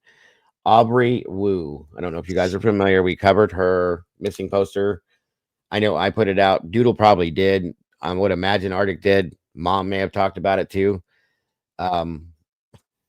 Yes, Zoolander moment. Thank you, Mittens. That's funny. That's funny. I understand, Jackie. I do. We can talk about all that next week too.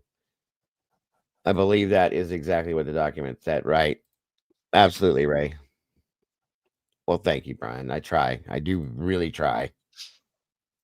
Yes, we're going to listen to Nancy. Calm down, everybody. But this is her talking about Aubrey Woo. It's something I really want you guys to pay attention to. And the name, this is another important case that they all are, but I want some attention brought to this.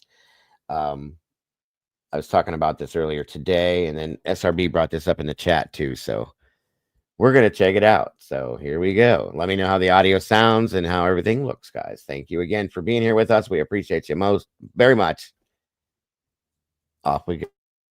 We may have a chance to bring Aubrey home alive. Look at her. Here is the number to call if you even think you have seen her. 610-759-2200. Repeat, 610-759-2200. Her parents joining us tonight. Now, the dad and mom just told you that they took her phone away when they realized she had a secret phone. And then she didn't like it, of course. And then this. Hello. Can I help you? Yeah, is Nancy here? Yeah, it's our daughter. Is she here? She should be. Hold on. Her mom and I are taking a nap. So that's quite all right. All right, hold on 1 second. Let me throw a light on for you. Very much. Hey, Aubrey? Aubrey! John Gurman calls upstairs for Aubrey several times, but receives no answer. The family's security cameras reveal Aubrey crawled out her bedroom window. Oh, my stars. Straight back out to the parents joining us. Mom, Jade, stepdad, John. What did you guys think when you go to the door and it's police? John, what were police doing at your door? And we see you still in your bathrobe. Start calling Aubrey, come down. What did they tell you? Why were they looking for your girl? Well, yeah, thanks for the question, Nancy. That video shows me at the front door, but actually what woke us up, because we do take a nap and use a sound machine. They were banging on our bedroom windows on the side of our house. They were banging on our back door. So actually I first checked the back door thinking maybe it was just some kids in the neighborhood, kind of goofing around. And that's why I have my bathrobe on. I go to the door, but when I look through the blinds, I see Police lights lit up all around our property. There's about 5 squad cars out there. And then as soon as I hollered up to her, that actually I wasn't so worried, honestly, Nancy. Aubrey has a tendency to be in her room with headphones on, listening to music. It is Friday night, so I just thought maybe she didn't hear me. And then I asked Jade to go upstairs and check. But when Jade said she's not there, that is a feeling that I don't ever want to feel again, and I don't want any other parent to have to feel. It brings me to tears now even to talk about it. It's just in this moment when we know she's not there, and that window, Nancy, it is configured to only open as much for a window fan. So it's maybe only 8 inches of an opening. So, and it goes out onto a rickety old roof that probably hasn't had a new shingle added since 1930 when it was built. So it's very dangerous. It's not even just, like she's got to go onto one roof, then she's got to climb or jump onto the an adjoining roof, and then climb over this tiny balcony where our neighbor keeps a big grill. And it's a lot. I was actually quite stunned. I at first, until we got our neighbor's camera, Jade and I were actually completely puzzled as to how she left the house, and we didn't see it on our cameras, because I kept telling Jade that opening is just small. And then we saw the footage. So she really, would have had a difficult time getting out of that window. That's for sure. And it was really unsafe. Joining me now is Karen Stark, renowned psychologist, TV, radio trauma expert. You can find her at KarenStark.com, joining us from Manhattan today. Karen, thank you for being with us. I'm going to circle back in a moment to Anna Sonoda, who wrote Duck, Duck, Groom. But Karen, I get the sense that a cell phone, and here we see the parents gave her a cell phone just before her birthday. But before that, she had convinced a little boy at school to give her his cell phone, okay, and tell his mom he lost it, smart girl. And she created, I guess, a hotspot to use that phone, right? Because it didn't have internet service. So she arranged for there to be internet service. Now, anybody that wants to tell me that these kids are not smart, that these kids don't know how to do these things, that these kids can't get online, you're full of shit. Here you go. Right here. This is a teenage girl, okay? Once again, these kids know exactly how to get what they want, when they want it, how they want it, whichever way they need to. So facts are facts, folks. There it is. And that's any kid these days. My son can do stuff like this too. It's not hard. So remember hearing this, you guys. It's actual facts, okay? So when dad is looking at her phone and comparing it to his bill and seeing big chunks of time, she's not using her cell when she goes to the mall or wherever she goes. She's not texting or anything. It's because she's on this secret phone.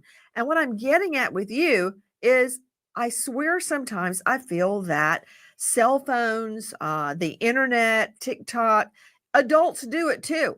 My best friend from law school, every time I look at him, he's looking at his phone. I'm like, Frank, get off your phone. You're with actual people right now. It's an addiction, like drinking or drugs, Karen.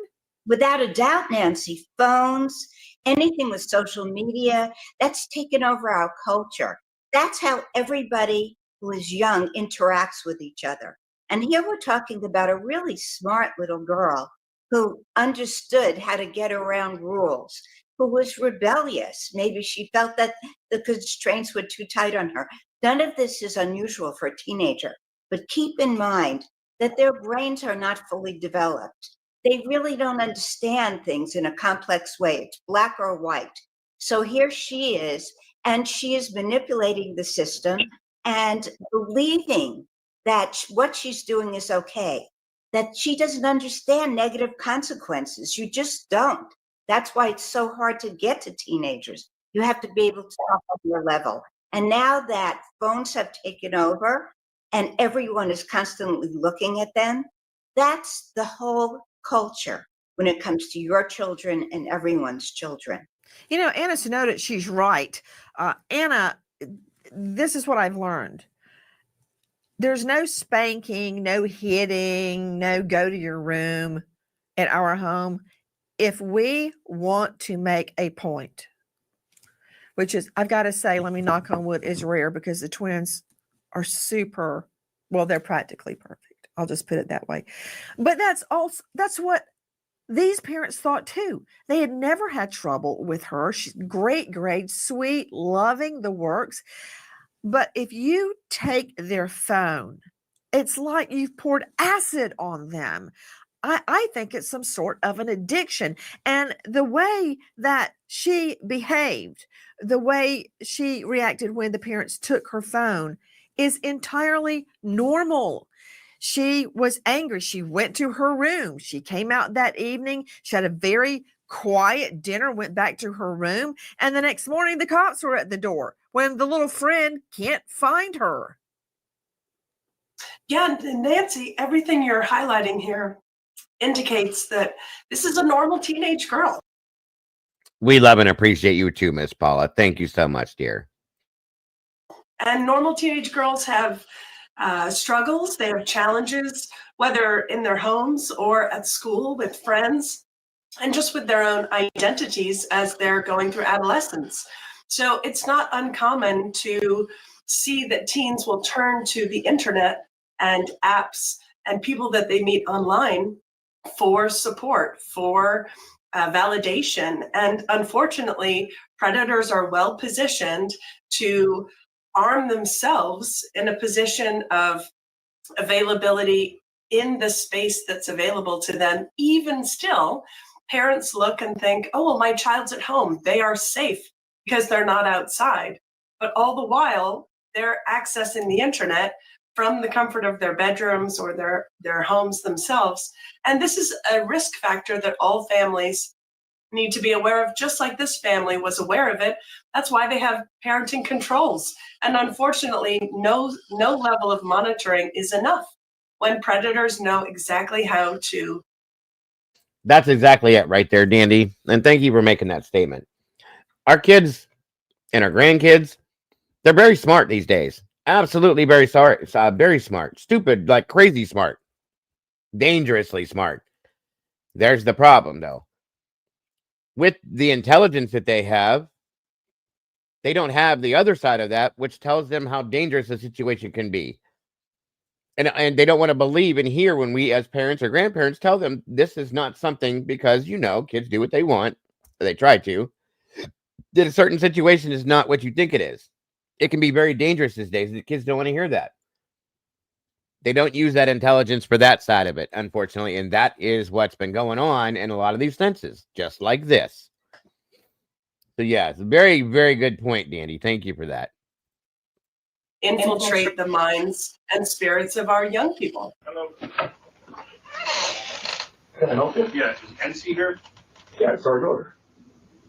Is she here? She should be. Hold on. Her mom and I are taking a nap. So that's quite all right. All right, hold on 1 second. Let me throw a light on for you. Very much. Hey, Aubrey. Aubrey. Please join us on our mission to find Homicide's favorite podcast our own way. Has been forwarded to voicemail. The person you're trying to reach is not available. At the tone, please record your message. When you have finished recording, you may hang up. Ma'am, I am imploring you as an adult. You have my 14-year-old stepdaughter in your custody illegally. There you hear Aubrey's parents begging an older white female to get in touch with them about Aubrey. Now, how does she play into this scenario? Straight out to crimeonline.com investigative reporter Sydney Sumner.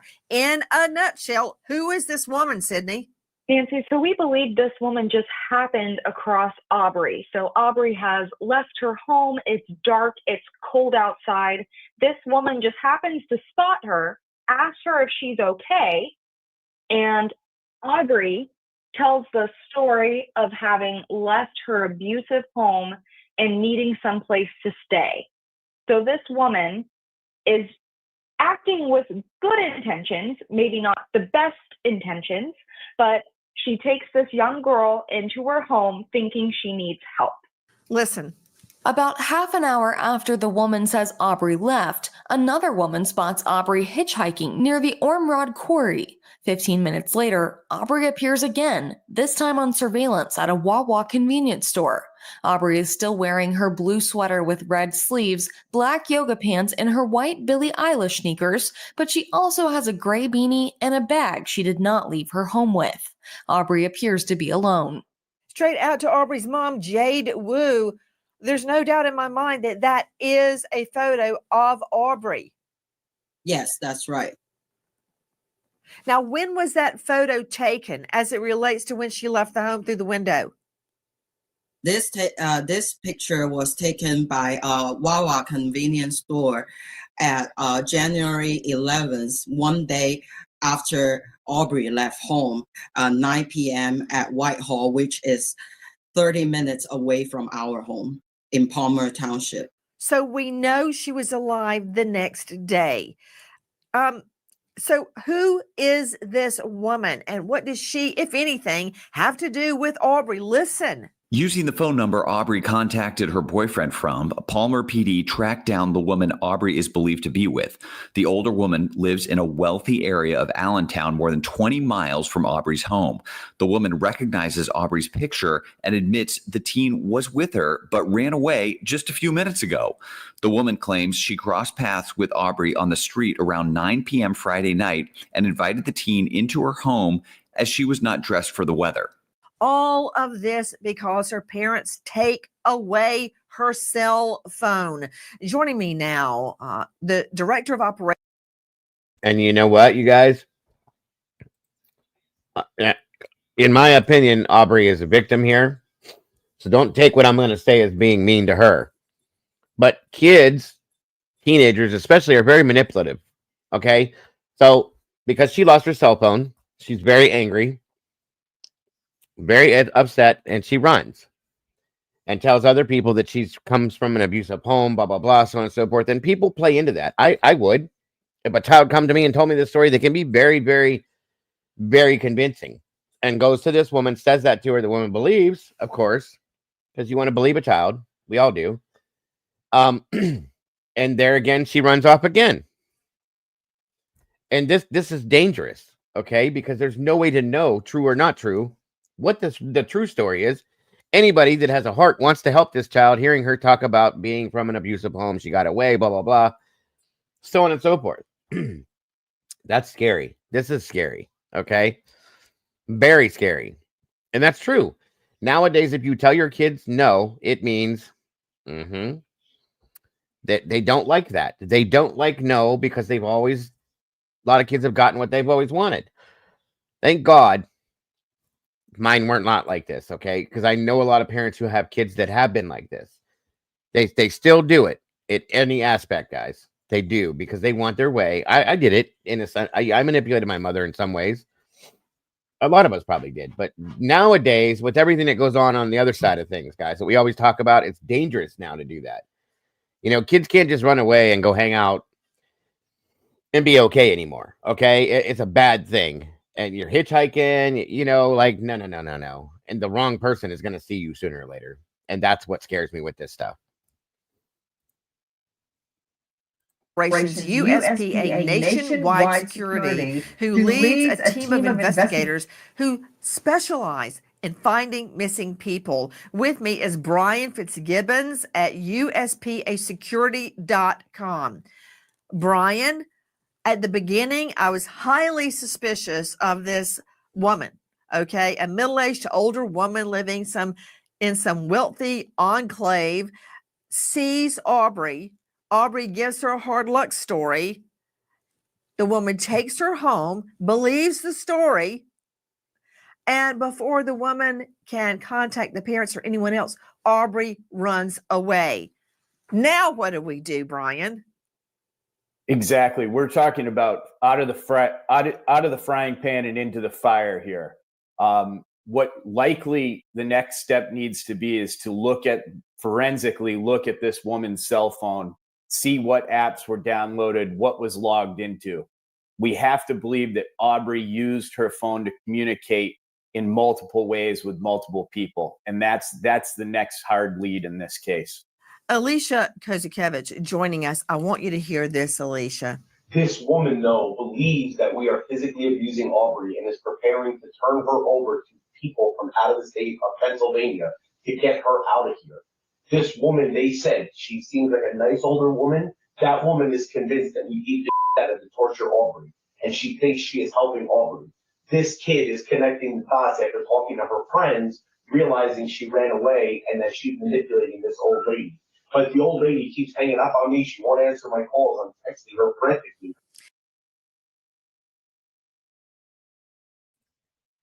Wow.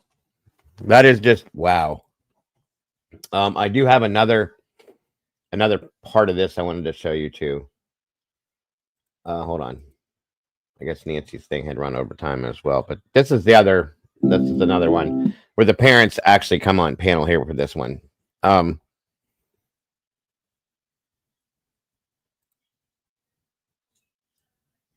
right, here we go. This guys was put out via True Crime Lullabies. I don't know. I'm gonna put the link in chat for you guys here in a second. Here we go. Nothing we can just. Give me just a minute. Aubrey's parents are already here. And hey, how are you?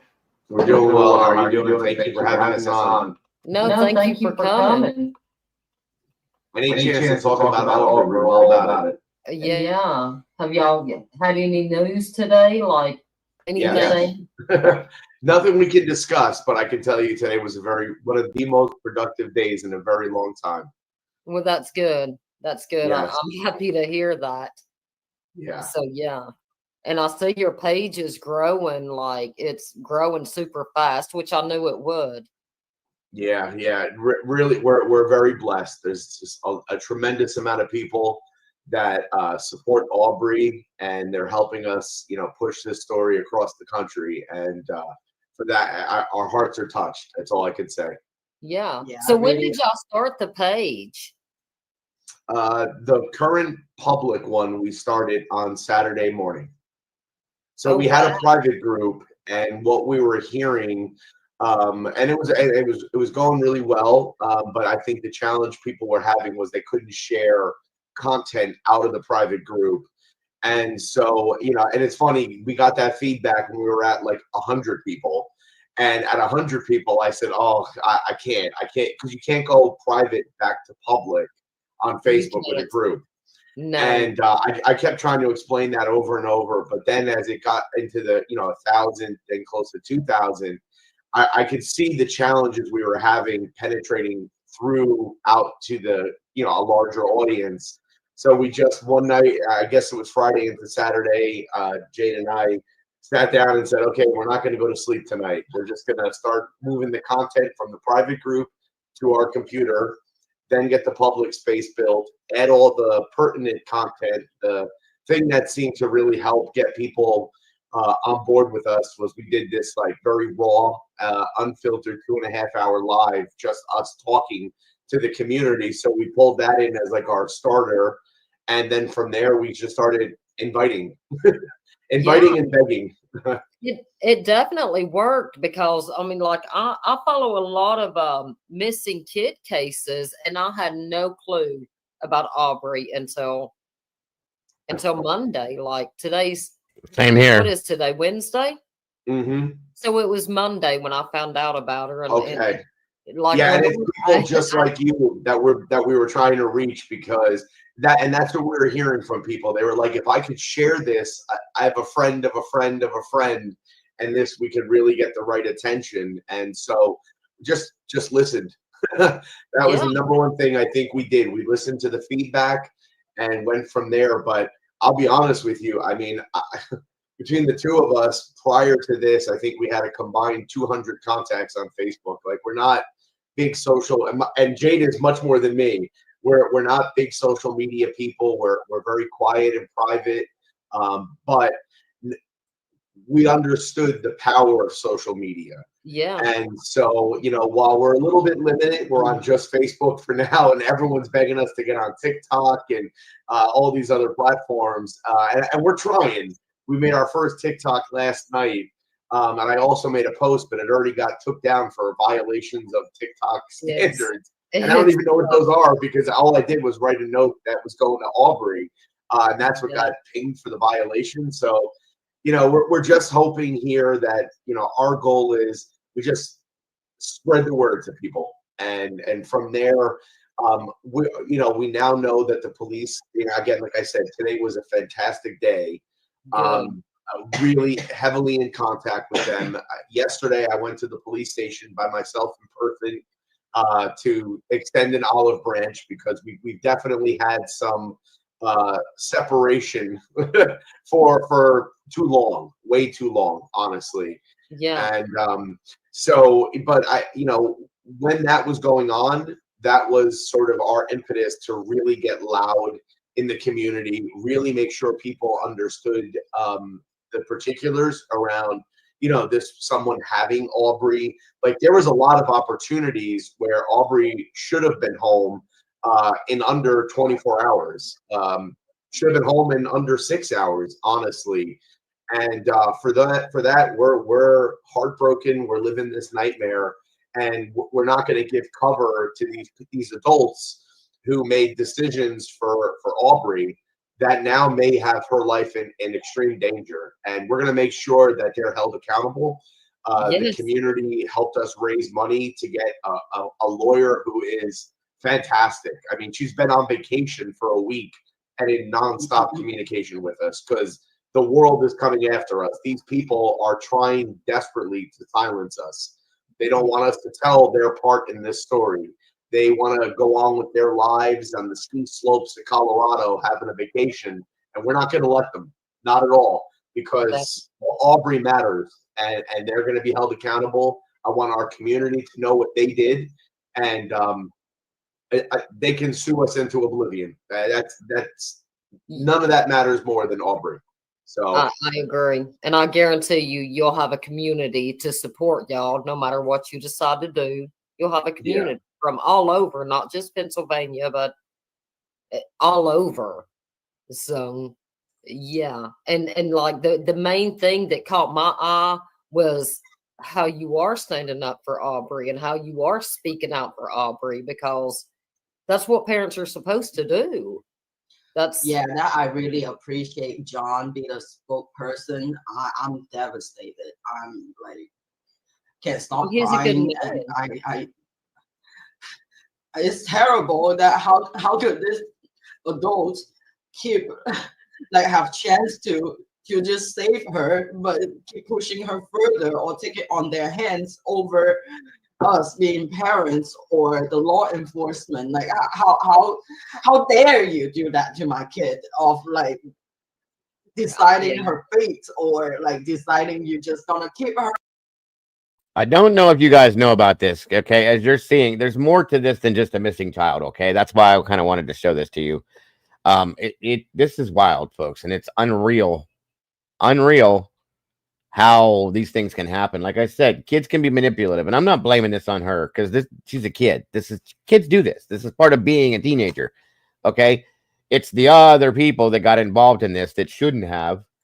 And what should have happened is law enforcement should have been contacted, and other things should have been done in different ways. And now we're at this point, and it's just not right, in my opinion. So We're not going to call the police and ignore our phone calls. Is unacceptable, and we just want a whole lot more. Like, why do you do that? And then what did she do? What did she talk to you? We want that information to get Aubrey's safety. But this people just want to shut us up and send us letters. It's terrible. Yeah, I'm with you. Like, they wouldn't shut me up, not over my kid. It just wouldn't happen. That's exactly how I feel. And I'm sorry, I don't know your first name. I've only seen the account as Truecrime Lullabies. No, a lot of people know me. My name's Renee. Renee, okay. Yeah. Well, again, Renee, thank you for having us on. I mean, thank you for the exposure. We just need to let people know that Aubrey is still missing and she might be in great danger. Really needs your eyes and hearts to like spread the word and see her and save her. Yeah. Now, if I was to do billboards, do you think I should go outside of the state and do that? I think that's we may or may not have a clear answer for that in the next 24 hours, Renee. Okay. So the stuff with the police today involves the police, federal level authorities are engaged, our private investigators. Let's just say everybody from the different corners who have been investigating this, and a lot of it is happening digitally. Today or yesterday, they have now connected. And so we're starting to weave some things together. But if soon as we do know, and we're going to push that out there, but I think from an investigative perspective, one of their fears, because especially with me in my mouth, you know, and we were talking today with our lead detective, and he said, he's like, John, I'm begging you, this is not stuff this is not to be released, because we're at this critical stage here where, you know, whoever's been helping her, or if it's multiple people, obviously with the awareness we've raised, most likely they know, and they're starting to contemplate their place in this situation. So what we don't want to do is put Aubrey in danger by putting out too much more specific information. But like I said, what we can say is they've made a lot of progress. The authorities, I would say, for the first time in almost 7 weeks that we've been in touch with them, I would say I have confidence in them right now. I'm sitting here right now starting my day by saying thank you to the Palmer Police.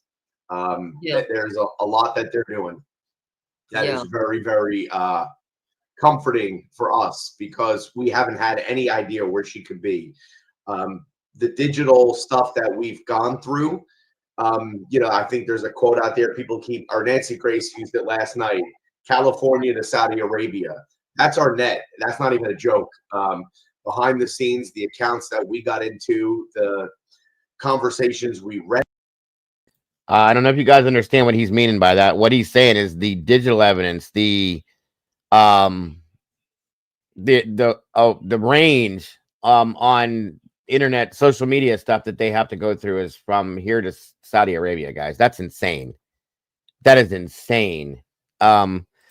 And like SRB says, that they didn't start off with a very good law enforcement relationship, 100%, and they're just now getting together with them in that aspect. So yes, that's very important too. Thank you so much, SRB. Like I stated, guys, please, if you don't, when you get a second, just jump on over. I posted a link to True Crime Lullabies. I feel like this lady is really doing something, you know, very good. You notice she's got want to help support my cause, asking people to donate to NCMEC. So she's in it for the right reasons, in my opinion. And again, amazing stuff. So go check it out. If you have not subscribed to her, let her know that we appreciate what she's doing, that we're sending people over there to support her in that aspect. Please and thank you. Like it, subscribe, and hit the notification bell. That way you see everything she puts out, guys. I really appreciate that so very much. Thank you. And thanks, SRB, for posting that again. They point all over the place, and it's scary. It's nothing short of a living nightmare. But I think now we have some clarity, or at least we all believe with some degree of confidence. Let's say it that way. Yeah. Now for the people that don't know her story at all, can you just give her story, like just to act like somebody just come on this channel? Sure. Yeah. So, well, you know what? If you don't mind, if I could do this first. So, yes. We didn't know. So we were invited. Kind of happened very, very quickly to this Nancy Grace show, and actually, Mom and I stayed up all night, Monday into Tuesday, preparing. We thought it was going to be all about Aubrey, and when we got to the taping, not until we were actually logged in their studio did we learn that it was really an episode about human trafficking, which, believe me, it is a passionate, and as we've learned in the last 7 weeks, definitely undertold story to the threat here to our children. And so it wasn't exactly the platform that we thought. But I want to read to you something we planned to read on her show yesterday. So I'll kind of start with that, and then I'll just get into her story. Absolutely. All right. Okay. So it begins, hello, Nancy and audience. We're going to scrap that. Hello, Renee, True Crime Lullabies, and all of the audience with us. Thank you for having us on your platform. We're truly humbled and grateful. We know you will be Aubrey's most vocal advocates, and we need all of your help. My wife, Jade, is the most inspirational and resilient human I have ever met. She's employed as an interpreter handling emergency medical calls, and I work for one of Pennsylvania's largest healthcare networks. We both serve our community through choice and with passion. We are also the parents of the most well-known 14-year-old in Pennsylvania. And if you're out there, Aubrey, it's not a lie, you are the most popular 14-year-old in Pennsylvania. NC Aubrey Woo, known to us as Aubrey and affectionately nicknamed Yobs, which is short for Yabbers. And she's got a little bit of a the thing about her. Aubrey's absence is absolutely crushing to the both of us. In our family, we jokingly refer to ourselves as the Holy Woos. It's a satirical reference to the trauma and mental health matters that we have all been working on together, and it reflects our quest to be better humans who always choose love over depression, anxiety, and our trauma. We play board games, both too competitively and not nearly as much as we would like. I ask you, has your family ever played the game Sequence at 5 o'clock in the morning on a school day with pancakes? We have, and it was a blast. The sound of Aubrey's favorite artist, Billie Eilish, filling our kitchen, mom and always singing along, all three of us laughing the whole time. And as we usually like to do, we take lots of photos, making silly, goofy faces, and hopefully you guys have seen many of those out there. Jade loves to memorialize our different fun family events. Aubrey's no different. And after I officially won that morning, which I'm proud to say, as we conveniently like to do, one of the Woo ladies, changes the rules on the spot so the game keeps on going until eventually Aubrey actually won. On the weekends, the three of us spend most of our time huddled on our L-shaped couch. We like to snack, joke, and watch TV. We also have this friendly orange tabby cat. He's up there out of view with the camera. He's sitting on our refrigerator, who somehow snuck his way into our lives, literally through Aubrey's bedroom window.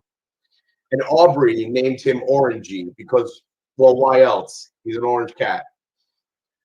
365 days a year, we keep our outdoor holiday lights up and lit. We do it mainly because it brightens our porch in the evenings. We all love the aesthetic, as Aubrey would say, but as a family, we spend a lot of time on our porch. We laugh, we joke, we light fireworks because they're legal in Pennsylvania. We like to eat barbecue outside. We also use that space to hash out our disagreements, and we've shed many, many tears as we talk about our trauma together. Always together, together, together. It has now been 47 days since we've been together. 47 days.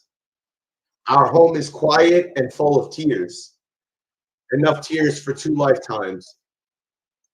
Our porch now just hosts chain smoking, shattered parents, begging strangers for help, and one beat up lighted Grinch doll that we refuse to take down and put in storage until the young girl who put it up is back home in our house.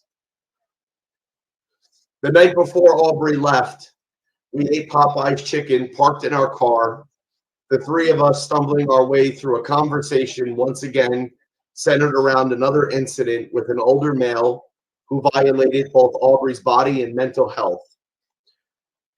We had that conversation weeks late because another institutional failure by the Pennsylvania Northampton County Child and Youth Services, who failed to provide Mom and I with this immediate and direly important to know referral, instead called a phone number in California that hasn't belonged to my wife in 2 years. Aubrey was later failed by her very own principal. Just so you guys know, this is new to a lot of us too. I just picked this up yesterday, I think it was, or the day before I saw the poster. SRB sent some stuff to me. A couple other people did. There is our Doodle. Welcome back, Duty. I'm glad you're here for this one because I really want you to see this one too. But this one's important. They're all important, but this one's just, I think it needs extra attention, to be honest with you, because of the situational stuff. So, hey, Cassie, you're both back. Thank you. I didn't know you guys left, but thank you for being here. Oh shit, Doodle. I'm so sorry. Oh my God. Urgh. I'm so sorry, Doodlebug. Guys, please make sure that you guys go back and watch the replay on Doodle's premiere. My deepest apologies, hon. I am so sorry. I completely forgot about that when I got into this. Please make sure you guys go check out Doodlebug's premiere, guys. I'm sure it's amazing. They all are. And I will do the same after this. I feel bad. I feel horrible now. Damn it. My apologies, dear. I do worry about stuff like that. You know that. All right, on we go. I'm so sorry. Who decided it was in his best judgment that after interviewing a 14-year-old girl alone about this explicit photo with an older male student in his closed office with no other person present, in reference to this CYS referral that I would describe to you as nothing short of the discussion about child pornography, he did not feel it was important enough to contact either of us. And that's a failure that we also can't understand to this day, because in every prior conversation that he had with her, and he had one literally 1 week prior, he had a female staff member present for all of those conversations. Aubrey left our home through her bedroom window on Friday, January 10th at 6:41 p.m. We know this because our neighbor's Ring camera has the footage, and we've shared that in our public Facebook group. However, Aubrey should have been safely reported to the police. She was found in distress, wandering the roads near Parkland Regional High School by someone whose name we're not going to use any longer because we're not going to give her that publicity. But this woman is well known and one of the wealthiest 1% of 1%ers in the entire Lehigh Valley. She is well connected. She owns many businesses. She has built many other businesses for institutions all over the state of Pennsylvania. This is who we are up against. This is who had our daughter for 23 hours. This is who made the decision to take our daughter in distress at 14 years old to a dog show. She made a decision to then take our daughter to another 14-year-old's house, the house of a woman who only 24 hours prior had called in a 911 welfare check on Aubrey's safety. Now, this woman, when she has 14-year-old Aubrey directly in front of her face, instead of taking her in, offering support, and calling the same police department that she reported her missing to the day Welcome, before, Tandy. she instead worried about herself being charged with kidnapping. Those are the words from her son. She rejected our daughter, sending our daughter back into the arms of this total stranger who's already exhibited wildly terrible common sense and judgment, and possibly has broken several laws already, and went back in her house to her family and her 14-year-old son and proceeded to have coffee and tea. And that's just me being sarcastic. I don't know what they were doing. But 35 minutes elapsed before the son pulled out his phone, his secret Snapchat account, and messaged our daughter in her Snapchat account that we had no awareness of prior to that day. So when the boyfriend sends a message, he is apologetic for both himself and his inability to support Aubrey, but he's also apologizing for his parents and their decision to reject Aubrey. It's just by chance that Jade is sitting at the computer. She's already begun the process. She's messaging every contact in Aubrey's Snapchat, informing them this is her mother.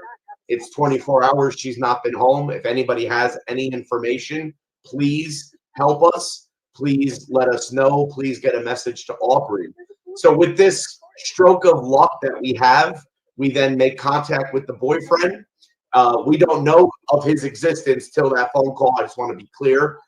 That is when we learn that this boy in a town 35 minutes away by car from our home is quote unquote a boyfriend of Aubrey, and he has just had her at his home a short while ago.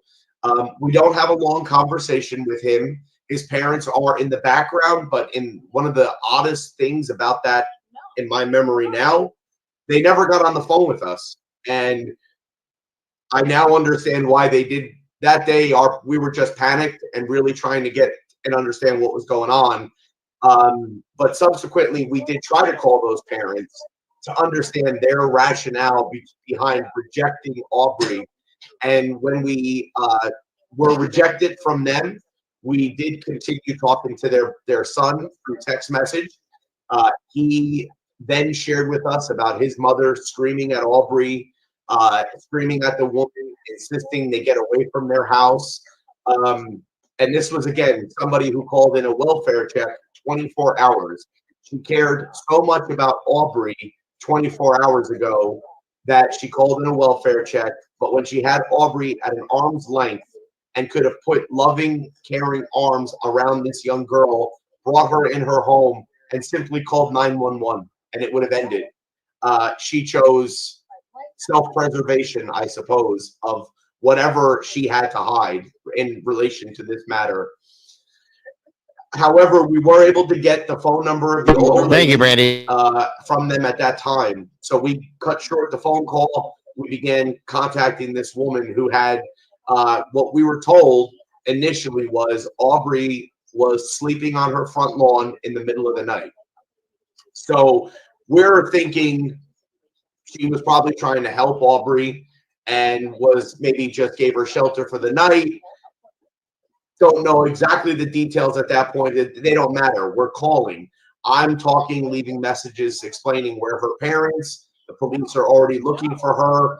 I probably allude to the fact that she has some mental health concerns, just to give this adult a picture that, hey, I recognize you may have been lied to. And that's okay, because right now I'm her father calling you. My wife is calling 911, and I put her into a text message dialogue with the lead detective who was looking for Aubrey at that time, thinking if she saw that it was not just me calling, but also she had a text message with the detective, that might be enough for her to pull over. Because at that point, when I sent the text message, she had not answered 3 of my calls already. Jade had made 2 calls. On Jade's 3rd attempted phone call, she said, she's blocked me. She's blocked me. And that made me very worried. I began to call again. My calls were ringing. And then finally a call on like the 2nd or 3rd ring went right to voicemail. I called again, and then I went to voicemail. And at that point, we had to just sit tight in our living room. The state police, we knew they were already on the way. We got a phone call about an hour later that advised us that they made it. They found the woman. They made it to her home. And that by the time they got there, the woman told them Aubrey ran out the back door literally 20 minutes earlier. Now, here's where things begin to get very muddy and difficult to understand. And until Aubrey is found and she can fill in a big part of this story here, I can only share what we know and kind of take you through that. So at 9:15 p.m., there is a sighting of Aubrey on a road short distance from the home she ran from, and a person reports they saw a person matching Aubrey's description. Now, this comes in a couple of days later. This woman says, I am absolutely positive. She didn't put a post on social media. She actually contacted me directly. And she started off by saying, I am terribly sorry. I was in a rush. It was Saturday night. I had somewhere to go. I was just getting off work, but I saw your daughter hitchhiking. She gave us a map, a location, And she said, I'm pretty confident it was 9:15 p.m. Now, that location where the hitchhiking is alleged to have occurred, and the next point in Aubrey's story that is now visually confirmed by surveillance footage, is Aubrey at a Wawa at 9:30 p.m. The walkable distance is about 45 minutes. However, she is on camera within 15 minutes. So we can only speculate that either Aubrey successfully was picked up while hitchhiking, which in that area seems highly unlikely, or somebody came back and picked her up. And that is one of our biggest nightmares right now, because it dovetails into a larger nightmare that goes back to this woman that had Aubrey for 23 hours and exhibited such poor common sense that it begins to look like something different than common sense and perhaps something intentional. Now, after the sighting at 9:30 in Wawa, to which the police have confirmed for us, there is no outside camera that follows Aubrey into any vehicle. She is on foot. She makes her way right on down the highway to the next shopping plaza, something that could be covered on foot probably in under 2 minutes. And she walks up to a vehicle that has a father and a wife who are parked outside of a Panera fast food restaurant. They are there in an empty parking lot because the Panera is closed. It closes at 9 p.m. But their teenage daughter works at that Panera, and they are there to pick her up. This gentleman put a post on one of the first news articles that went out about Aubrey on Sunday morning, January 12th. He says, I believe this girl knocked on my window yesterday. A member of the community, we've already made our first Facebook post. They saw our post, they saw the news article, they saw this gentleman's comment, and they gave me the old Facebook @ symbol so that I was aware. This all happens within less than 60 minutes from the man posting his comment. I reach out to him directly in Facebook Messenger. I said, sir, would you be willing to speak with me? I'm her father. I'm sitting here with her mother. He says, absolutely. We get on a call. We start to talk with him. He describes this scenario. He says he's in his car with his wife. They're just chatting and waiting. A young girl walks up, knocks right on the driver's side window of his vehicle. So he rolls the window down. He says, how can I help you, young lady? She says, I need to know what town I'm in. He says, well, you're in South Whitehall. Pauses and says, now can I ask you where you're from that you don't know where you are? And she says, I am from the Phillipsburg area.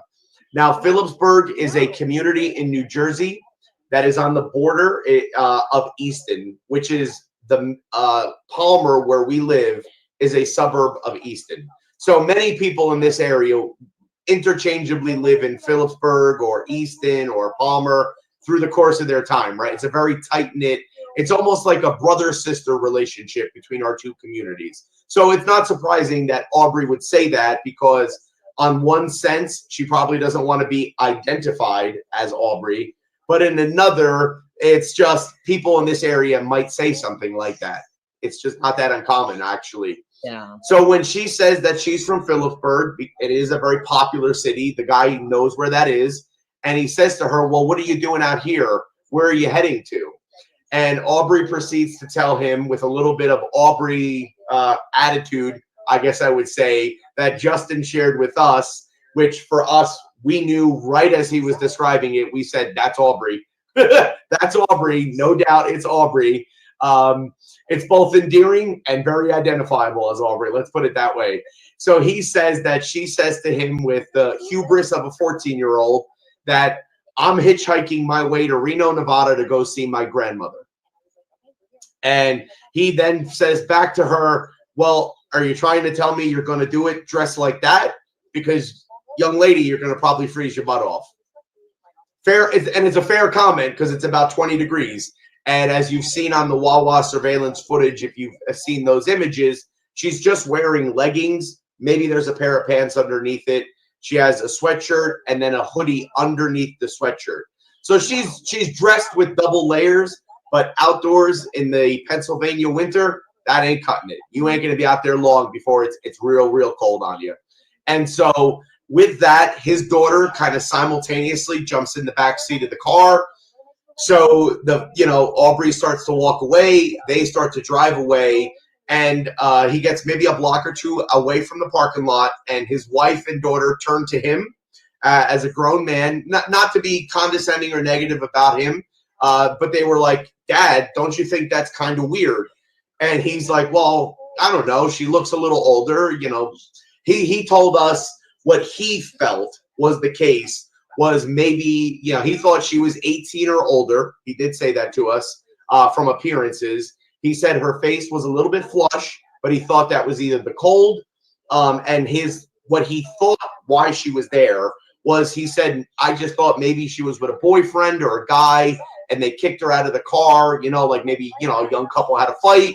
And so he just thought she needed to know where she was to call a ride or something. But when his wife and daughter bring up their concerns, he does circle back and go back to the Panera.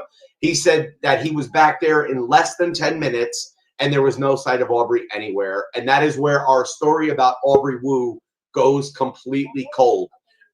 From that interaction with that man, and we do not know, we have not had I would say, a full download of all of the investigative notes. There are substantial number of businesses that have outside facing cameras in that area. Gas stations, fast food restaurants, banks, traffic cameras. There's a lot out there. But as far as we know, and this has been consistent the entire time, the police have never changed their story. They do not have any other footage ever of Aubrey again. Now was she beheaded to Reno? I'm sorry? Can you, or y'all have something playing in the background? You know what? I hear it too. I have so many tabs open. Hold on one second. Maybe I do. This one. Oh, this okay. TikTok again killing me. I thought that's your background. Yeah, so did I. I didn't want to be rude. We didn't know it's out on ours. I'm sorry. No, you're good. So just so everybody knows, if you're following us across socials, when I say I don't know how to use TikTok, that was TikTok playing that entire time since yesterday, I guess. Oh my God. All right. So the question about Reno. So Jade's mother does live in Reno. She lives out in the desert, so if anyone's familiar with Reno, Nevada, it is a very large city out there. So there's like a city type of feel, and then there's the outskirts of the city. So Jade's mother lives in the outskirts on a ranch style property. They get water from a well, electricity from a generator. It's really kind of like off-grid style living. And she lives out there with her husband. They're both in their 70s. And what we both thought when we heard that for the first time from this gentleman, one of our earliest angels in this nightmare, Jade and I looked at each other and said, there's no way she's going to Reno. No way. You have to be a member of our household to understand the dynamic of the relationships. For Aubrey has a million options of where she could go. And it's not to be disparaging to grandma. She loves her grandmother, and her grandmother loves her and has been a very key part of Aubrey's life. But with the options at Aubrey's disposal, it just was never going to rise to the level, because grandma's going to take her, put her right on an airplane, coming right back to Pennsylvania, right? So if this is Aubrey really wanting to get away, grandma isn't going to be the place where that's going to happen. So we knew that could be canceled out. Now, one of the things, Renee, that I think we struggle with, especially now because she's still not back, is, we've, of course, doubted ourselves and that confidence, because maybe she did try to hitchhike, and we're really going to be in a tough spot if that's the case. I will say, and I've shared this in other forums, Aubrey, we know she was talking a lot about running away at school with her girlfriends. A few of her closest friends have a lot of experience in institutional facilities for different, childhood problems. A lot of her friends have run away. None of them have ever done like this, but the way they have shared their conversations to give us a picture of Aubrey's mental state is they felt like it was less about her asking about their experience and almost more like she was doing homework and trying to figure out, okay, this worked for you, that didn't work for you. How did you eat? How did you get money? Where did you shower? Things that were actually they're really concerning to us. It shows a pretty high level of planning around it. And until she's home and we have a chance to speak with her, and first we've got to give her space to process this new trauma that she's experiencing here. Hopefully we'll have answers to those types of questions one day. But right now we're just really left to wonder a lot about it. Yeah. I do know one thing. I don't think she's hiding out at a kid's house. Wherever she's at, she's not with one of her school friends, It's just it's very hard to imagine that there is a parent out there of a school-age child having another school-age child in their home this long. And it's one of the reasons we've made so much noise in our community. Our thought was we've got to flush her out if she's there, and we more importantly need to telegraph directly to that adult. If you have her, you have limited time to release her before we will find you. And I don't mean that in a way like we're going to come and do any kind of violence. I mean the law is going to come find you. Yeah. And the absence of any sighting, any digital activity does have us at this point. I would say being on Nancy Grace's show yesterday was both a blessing and a curse, because it was, as we're on the filming of that going on, this is for us, both of us, our first experience in like studio style programming.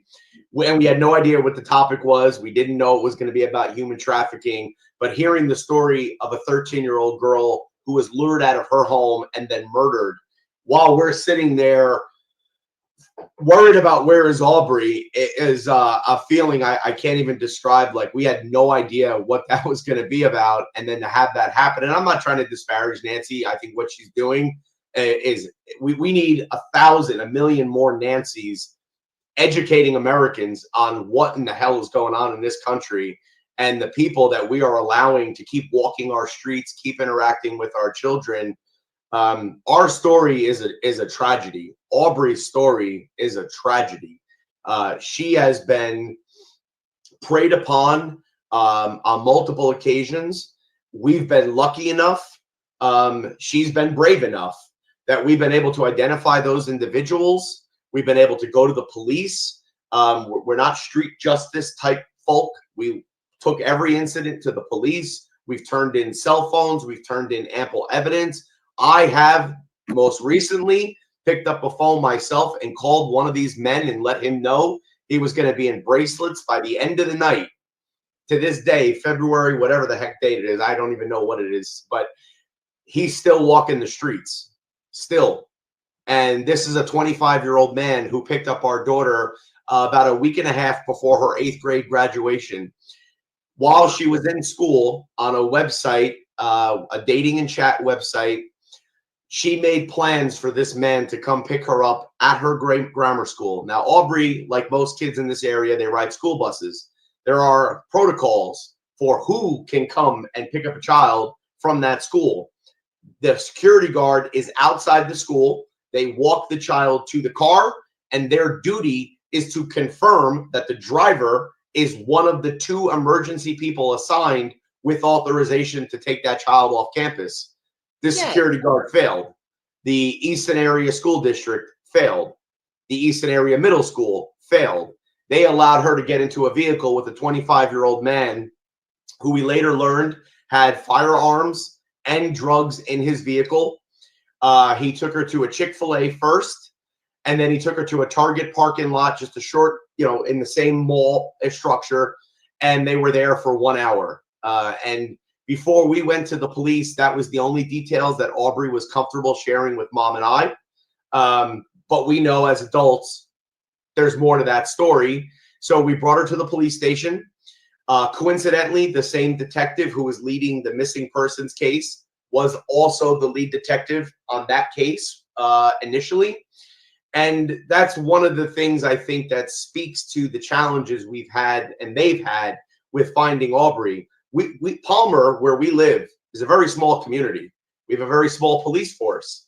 And the same detective who handles a missing child case, and it's probably his only one maybe in his career, he's also the one who handles a child sex assault. He handles the person who tries to steal toothpaste from Walmart. He handles everything because we have a very small police force. And I think that's a very relevant and limiting factor to the challenges that they've had, because in larger cities where you get detectives who don't get to that level without a lot of experience, and not to say ours lacks the experience, but when they get into that role and they begin to specialize in the crimes that they detect, well, then they become very good at what they do. But I think for our detective and our police department, and I'm saying this in a supportive way for them, because I know where their heart. She was in 8th grade, not 8 years old. Yes, that I just want to make sure everybody heard that clearly. So she was in 8th grade, and when that other guy was able to pick her up and take her. So Are at. I went there yesterday. yes, Brian. She's the parents took her. Okay, real quick, just to do a quick backup on this so that you and anybody else that may not understand this, because I want you guys to understand it so that this makes sense too. It's important. She has a phone. Her parents, bought her a phone. But like what we all do with our teenagers, when somebody does something wrong as a teenager, you take the phone from them. That's the absolute punishment. The only one that gets to them anymore. So that's what they did. She conned a younger child at school into giving his phone to her. Okay. Therefore, she has a backup. It's a secret phone that the parents had no idea about. Okay. So anything she's doing that she can't do on her regular phone, if she has the phone, they locked her phone down. I don't think they took it from her. Holy shit. It was lightning, thunder. That was thunder and lightning. Did you guys hear that?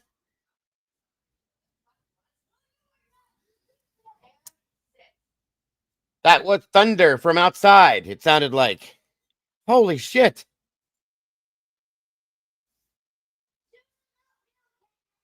Oh, wow. Heart attack. Sorry, you guys. How? Oh, you had it earlier? Okay. SRB lives up in the other part of a house, said they had it earlier, honey. Oh my god, that was a sign from Zeus. Dad, get the tinfoil hats. Shut up, Caden.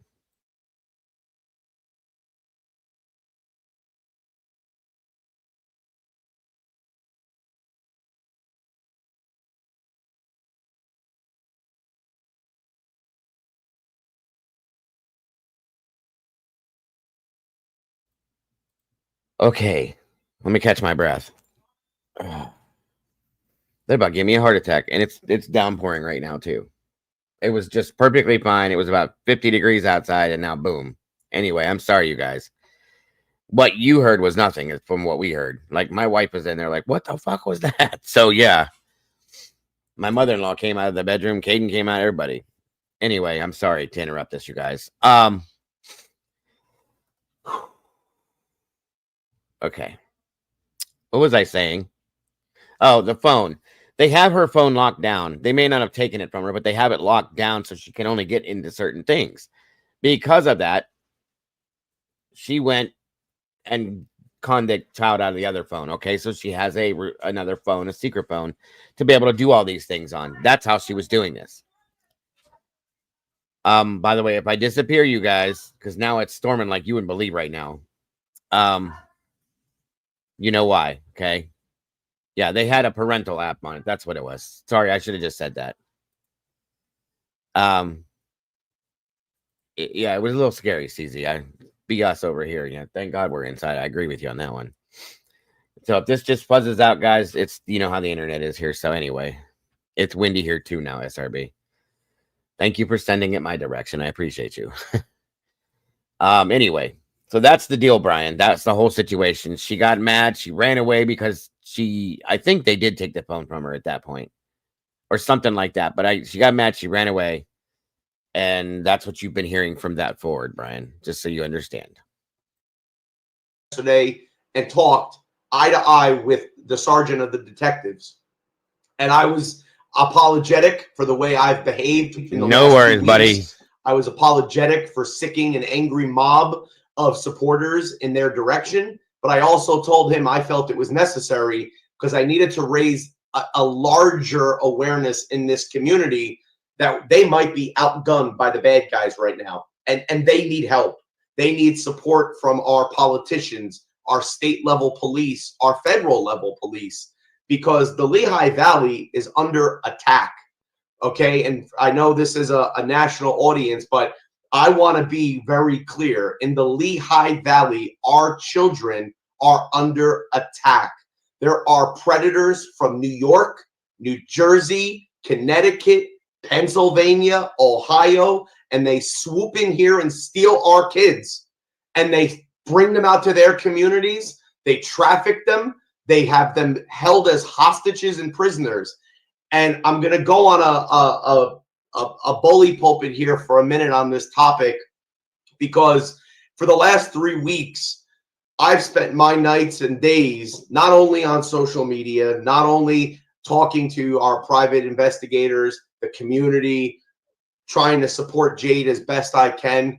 I've also been scouring websites where women, mainly children, are being sold like cattle. This is slavery in its modern form.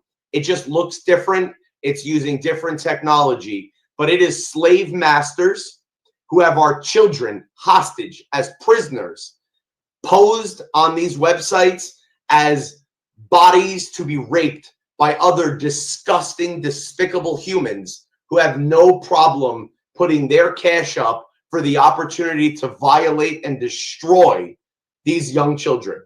And it's not just girls, it is also young boys.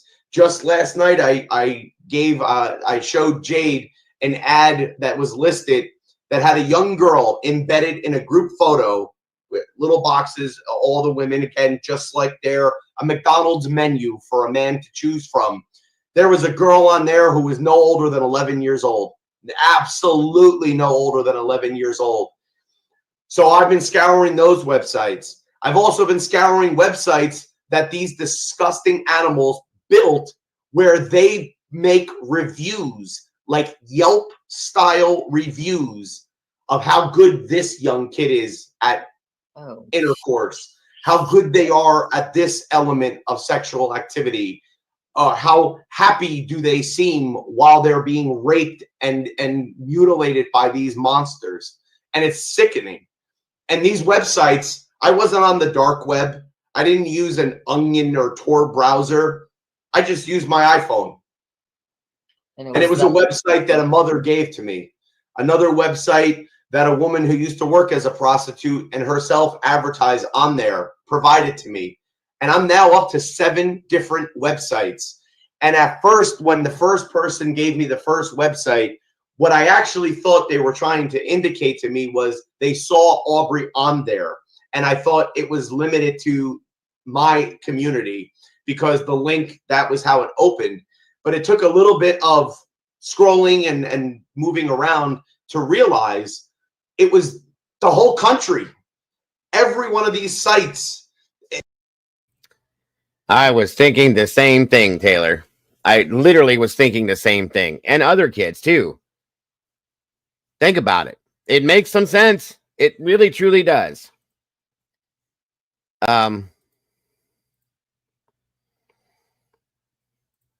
Right. I mean, come on. It's something to think about at the very minimum, very least. Hold on, guys. I'm sorry. I should have done this earlier. Just in case. Trigger warning. Trigger warning. Content may include sensitive or violent content not suitable for all viewers. Feel free to step out if needed.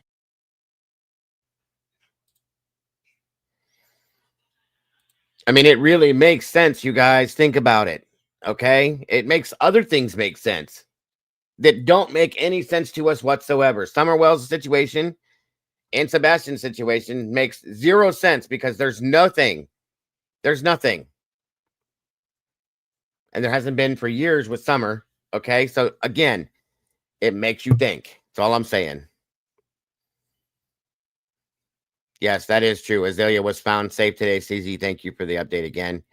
I did the update this morning, I think, but yes, I appreciate it again.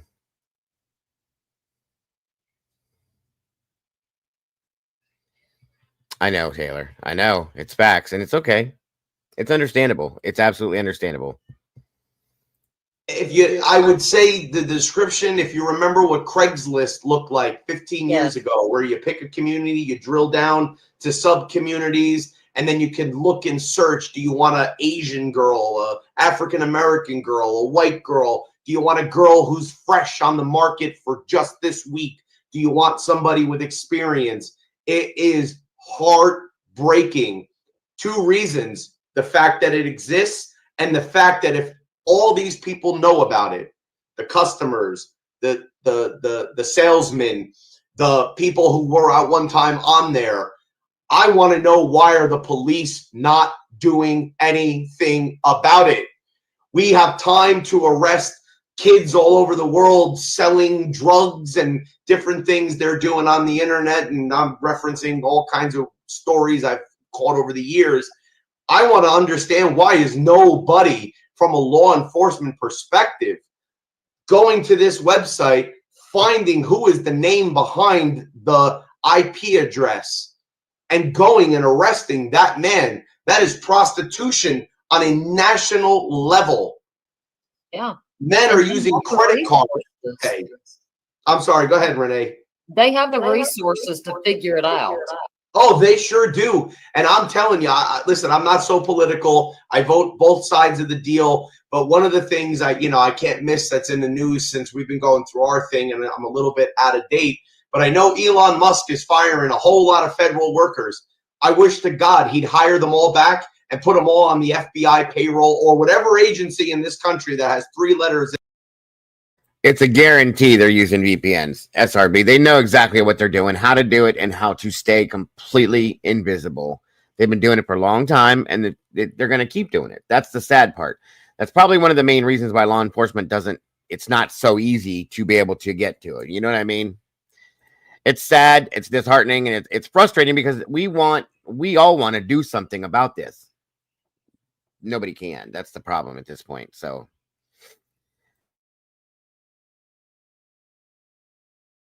in their name, they get to work on all these websites, lock all these guys down, rescue these kids. Since Aubrey's been gone, we've learned a lot about missing children. We are aware that number is somewhere between 20,000 to 50,000 juveniles are missing in America. They're not missing, guys. Go on the goddamn internet. They're right there. They're right there in our faces. You just got to look. You got to care. You got to want to find your kid. You got to want to find someone else's kid. You got to want to be a good guy and a good gal to confront this in our society. I hate to say this, but this he's right. Guys, what did we look at earlier today? All the kids in Northeast Ohio that are missing. I'm telling you, you probably would find them on these sites. I have no doubt about it. It's a big deal. It's a real thing. It's a bad thing. It needs to be stopped. It needs to be shut down. It needs to be controlled. I'm tired of losing our kids, and this is where they're going. This is where they're going. And in a lot of senses, this is where they're going, folks. Truly, think about it. Because it is eating us up from the inside. We are going to ask these children to grow up and defend us one day when we're all elderly and frail. Why would they?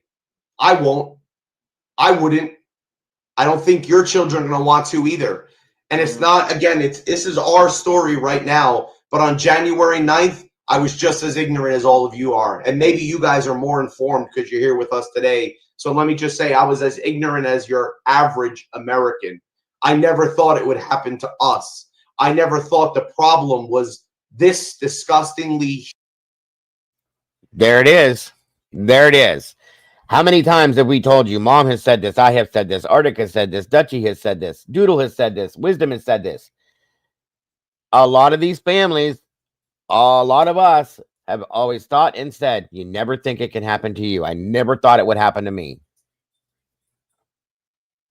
And here we are. And it only takes a second, folks. Just like when I flipped out on the Cleveland police chief. I don't care if they're runaways or not. This is what I'm talking about. It takes a matter of seconds for a runaway to turn into an abducted person. A matter of seconds. A runaway can be running away to get away from a situation in their mind they think is horrible. And they can be abducted, and they can be sold into this life. Never to be seen again. It scares the absolute shit out of me, folks. Absolute hell out of me. I'm sorry. I'm so sorry. I'm sorry. I'm saying these things, but it really freaks me out. It truly does. There's Mom. Hey, Mom. Yes, all of them matter. They all matter, guys. Every one of them. Not every situation ends up like this one or that one or the other ones that we've looked at, but they all have the ability to. Every one of them. Huge, but also so easily solved and addressed. Donald Trump tonight, he's declared war on Mexican cartels already. Why isn't he declaring war on sex and human traffickers in America? I agree with you on that. I agree. And I don't want anybody to go political because of the statement the man made. Just let it be what it is. Yeah, and I normally don't talk politics, but I agree with you on that. And I can tell you, like, my kids are grown now, but like the things that go on in schools, my kids graduated 10 years ago, and it's crazy. Just I agree, Dan. alone, how different schools are nowadays. 10 years, and it's I would have had none of that to worry about when my kids were in high school. Yeah. None of it. So what went wrong in 10 years? What went social media and technology? And I also want to tell you that this opportunity of this grown man to middle school to pick up my daughter, all this communication is happening in school iPad. At that time, my child don't have a cell phone because we're scared. We're scared that she will be preyed online, just like exactly what happened. Exactly what happened. But all of this is happening on Eastern Area Middle School iPad. Okay, that's and what she's referring to are the Chromebooks that all of our kids bring home from school. That I told you that the school guaranteed us as parents in the meeting they had when they handed them out when my son was in middle school, and said, "Don't worry, parents. There's no access for these kids to get online." That's a damn lie. It's been proven time and time and time again. And here's this mother telling us that's how it happened. It's how it happened when her 8th grade child was picked up by a grown 25-year-old man because of a contact she had on a dating website through her school Chromebook. There it is, you guys. There it is. And once again, think about, I don't know so much about Summer with something like that, but Sebastian definitely could have fallen into that category without a doubt. Okay. And many, many other kids. Many, many other kids. I'm just using these names because they're prominent names that everybody knows. But so many others, guys. So many others. And it's horrifyingly scary to me. To the parents of a missing 14-year-old girl for 7 weeks. Is that a good guy? If he didn't call you for 7 weeks, would you appreciate if I wrote to you right now, he's a good guy? I doubt it. I doubt it. And it's funny, I keep hearing people, they pop up and say, he's a good guy. He's a good guy. Maybe he is, but he's also grossly inept at emotional intelligence. And I would want to know that my police chief had emotional intelligence out the ass. Not that he's so deaf that he doesn't pick up a phone one time in 7 weeks. Thank you for saying that, Butterfly, because think about this too, you guys. These predators, this is what they do. We've talked about this before. They go in their little groups, and it's a whole thing, guys. It's a whole process, okay?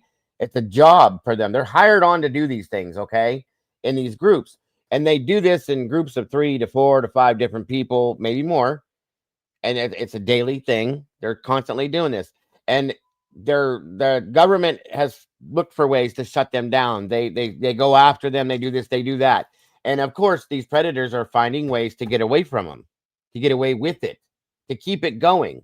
So they're getting smarter too. That's a very good point, Butterfly. And it's true. They're looking to get around these things that the government is putting out to try to block this stuff. And they're doing it. They're getting away with it. And it's another problem. It's another problem to add to this problem, okay? So it's very true, though. And that's a great statement. Thank you for that.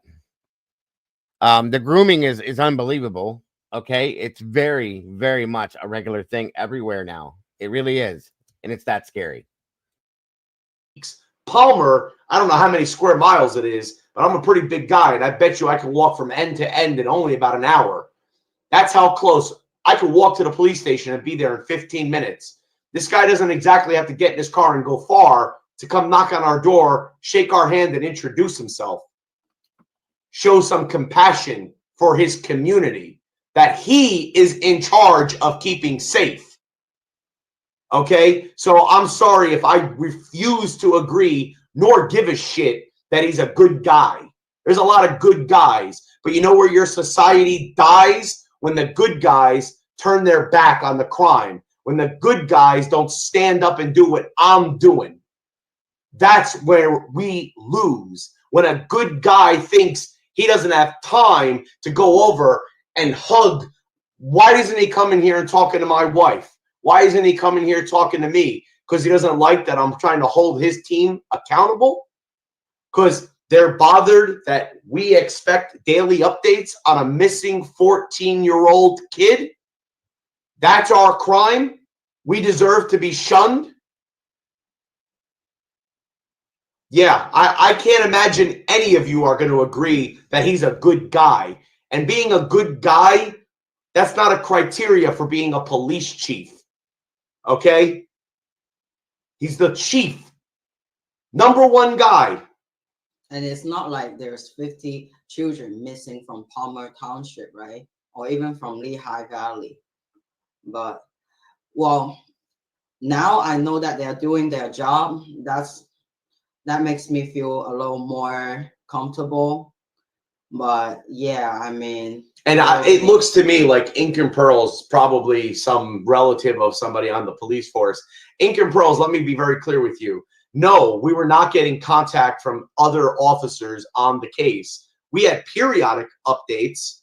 We had there was a public relations officer who called us 2 of the first 4 days she was gone, and then never again. And so no, so stop going out here, because you're part of the problem locally for us with this cover-up of everyone's performance. I only ask you this question. If it was your child, would you find it acceptable that you had to call the police and ask for a status of the investigation? Would you find it acceptable that 1 day, 2 days, 3 days, 4 days, 5 days with absolutely no contact at all? Believe me, as I told them in the beginning, it is okay to call me and say, my update is we don't have an update. Because at least I know you're doing your job and you're looking at her file and you're looking at the matter. But when you go multiple days without making contact, they made us feel marginalized, unimportant, and then I rallied an army and beat the shit out of them in social media and in real media. And now they woke up.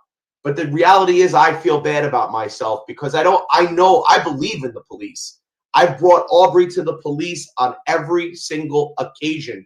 I'm not here bad-mouthing the police. Guys, they have a tremendous responsibility to protect all of us. They're outmanned. They're outgunned. We have a society that encourages no snitching, and that no snitching is why a 14-year-old girl is in dire danger tonight.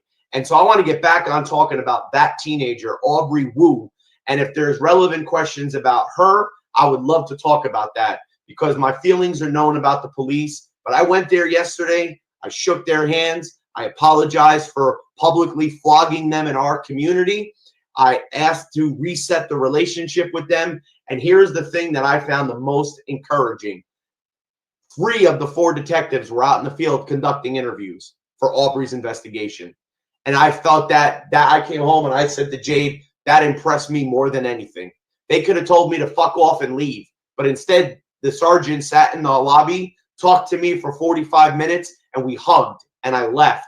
And then today, we've had more contact in one day than we have in the previous 4 weeks with the Palmer police. And for that, I'm a little tense, but I'm also very, very, very appreciative.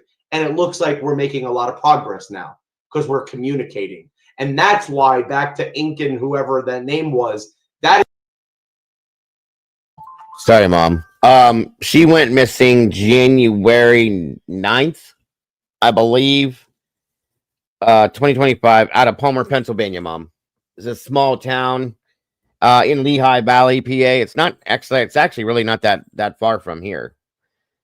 I could probably drive there in about 2 hours max, maybe even less, maybe an hour and a half, maybe. Lehigh Valley, very small country area type stuff. You know what I mean? And she's yeah, the 9th, January 9th. Sorry. Did that answer your question, Mom? I think we ran, I can't remember what day we ran it. We ran her missing poster. It's been a while back. Pretty sure that Arctic, Doodle, and I both, all 3 of us ran it at some point. I'm pretty sure. Don't quote me. I remember seeing her poster. I can't remember for sure which one of us ran it first. I want to say it was Doodlebug, to be honest with you. And then I ran it, and I'm pretty sure Arctic did too. It might have been Arctic. Either way, it doesn't matter. Yeah. Any other questions, Mom, before I start it again that I can ask to catch anybody that I can catch you guys up with? There's a link, Mom, if you ever wanted to join, by the way. I believe in Discord. Not that you have to. I was just letting you know that's an option if you ever wanted it. I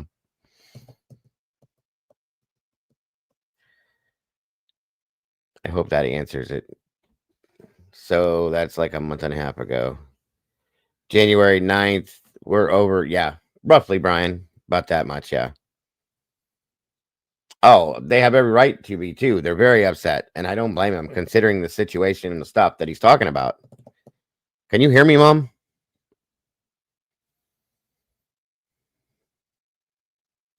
Okay, no answers.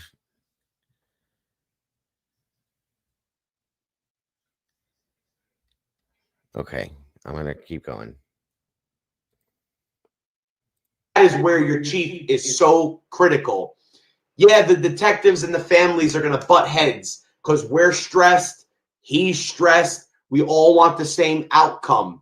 That is where people in leadership, they lead from the front. They don't hide in an office. They don't hide in their nice house in the sweet part of town. They come and knock on the door of the family that is living a nightmare.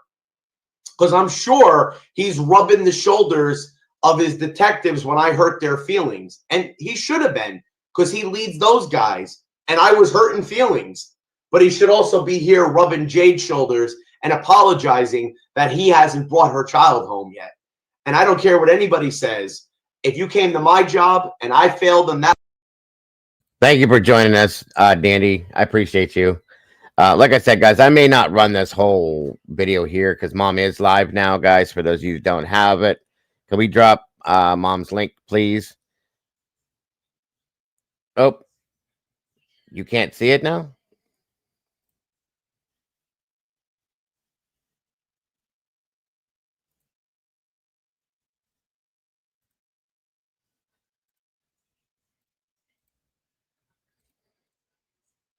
There we go.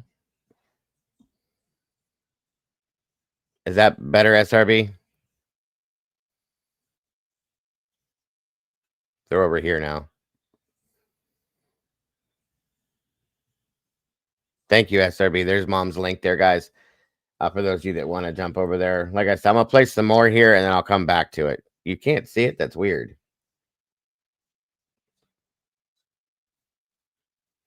Brian says he can see it over here. That's okay. This whole mural thing is screwing it up. Sorry, guys. All right, I'm gonna play a little bit more of this for tonight because we're at 3.5 hours anyway, and I want everybody to be able to go over to Mom's too. So we'll play a little bit more, and then we'll come back to this tomorrow and finish this up too, because there's some more on this I'm going to cover as well. That level, and I was a leader, you should take me right out of my position. And that's what we do in this country, right? With leaders who can't get the job done. Donald's doing it right now. He's coming in, he's fucking cleaning house. I don't know that I agree with it all, but he ain't asking questions. He's just kicking leaders out and putting new ones in. That's the world we live in, guys. We don't sit here and shouldn't sit here and accept this stuff.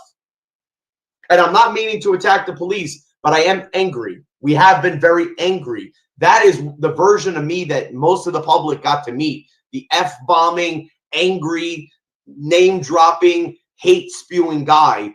And I had a great conversation with a colleague yesterday afternoon who said to me, John, I've known you now for a year, and you're not that kind of guy. You are a man of love, of high emotional intelligence. You work at a prestigious healthcare network that can't even have my back and support my family because the image that I put out of myself is just too raw. Brian, he works at a healthcare facility, like a hospital or something like that. I don't know exactly where and exactly what he does there, but that's where he works at. To coming from a place of anger, and those that know me closest know I come from a place of love. So we're reframing, we're resetting. That's how we met Renee and this YouTube audience here. Is we saw the posted video, and I said to Jade, oh holy crap, look at this. It's the title was so catchy. I said that's exactly what I felt I did today.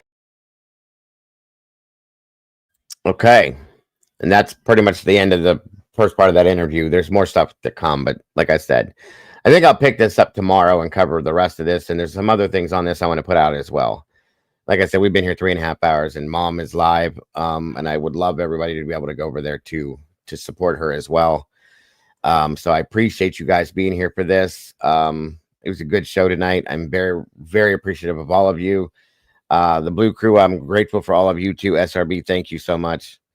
It's a long one, guys. It is a long one, so it's good to spread it out into 2 parts, in my opinion. So we'll finish this up tomorrow for sure, and I have some more things to add to it as well on this little girl. So yes, 100%. So thank you, Mom Bear, for joining me tonight. Thank you, Blue Crew, for being here and doing everything you guys do. You're all very much very amazing. Guys, again, please jump on over to Mind and Monsters show tonight. They're always good. So please jump on over there to support that. We dropped the link in the chat. One moment here. Let me find it. 1 second here. God, I need my glasses. I left them in the other room. It's in here somewhere. It's in the chat. Anyway, hey, Peaky. Guys, don't forget to love yourselves, love each other, and please, please don't change a thing. You guys are the beautiful people. I appreciate you all so much. I appreciate you guys listening. I appreciate you guys seeing and hearing this. This is a big deal to me. I think it's very important to be heard. And we need to bring this little girl home, period, and get her out of wherever she's at, off the streets, in her home with her parents where she belongs. So that is that, folks. Other than over at Mind of Monsters, I will be here in the morning for the morning show. Like always, I love you guys to death.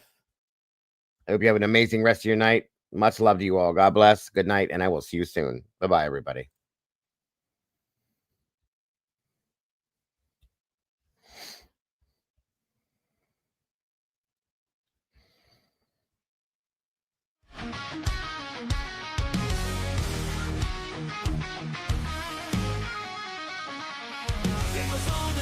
Typing at the speed of light, hunting down the shadows, bringing wrongs to right, digging deep in the data facts, sharp as a knife. With every single story, he's fighting for a life. A voice for the voiceless, he won't stay quiet. Daniel's got the fire igniting the fight. True crime revelation shining through the night. With every victim at the strings. A hero in the darkness, hear the truth he brings. From the shadows he rises, streaming loud and clear, cracking cases open, hearts filled with fear. These channels are beacon in a world gone wrong. He guides us through the chaos, a soldier so strong. The clicks and the lights, they follow his lead. With every new case, he plants a new seed, sharing their stories, giving hope where it fades. Daniel's a warrior through the trials he waits. In a world of silence, he shouts out their names. Daniel's got the fire igniting the fight. True crime revelation shining through the night. With every victim story, he pulls at the strings. A hero in the darkness, hear the truth he brings. From the shadows you rise, streaming loud and clear. True crime revelation shining through the night. With every victim story, he pulls at the strings. A hero in the darkness, hear the truth he brings.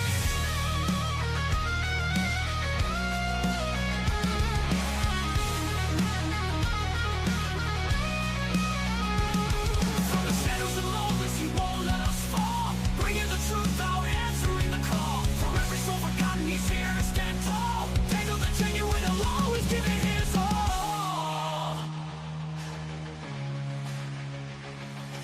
Daniel's got the fire igniting the fight. True crime revelation shining through the night. With every victim story, he pulls at the strings. A hero in the darkness, hear the truth he brings.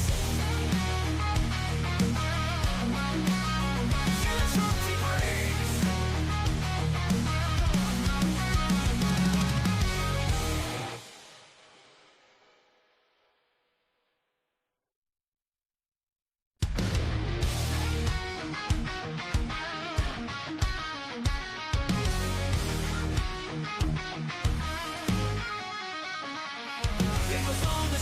Typing at the speed of light, hunting down the shadows, bringing wrongs to right, digging deep in the data, facts sharp as a knife.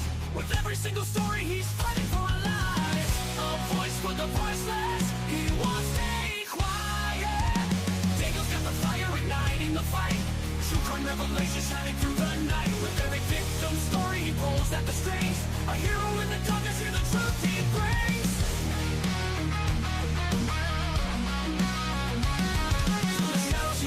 Streaming loud and clear, cracking cases open, hearts filled with fear. These channels are beacon in a world gone wrong. He guides us through the chaos, a soldier so strong. The clicks and the lights, they follow his lead. With every new case, he plants a new seed, sharing their stories, giving hope where it fades. Daniel's a warrior through the trials he waits. In a world of silence, he shouts out their names. Daniel's got the fire igniting the fight. True crime revelation shining through the night. With every victim story, he pulls at the strings. A hero in the darkness, hear the truth he brings. From the shadows you rise, streaming loud and clear. True crime revelation shining through the night. With every victim story, he pulls at the strings. A hero in the darkness, hear the truth he brings.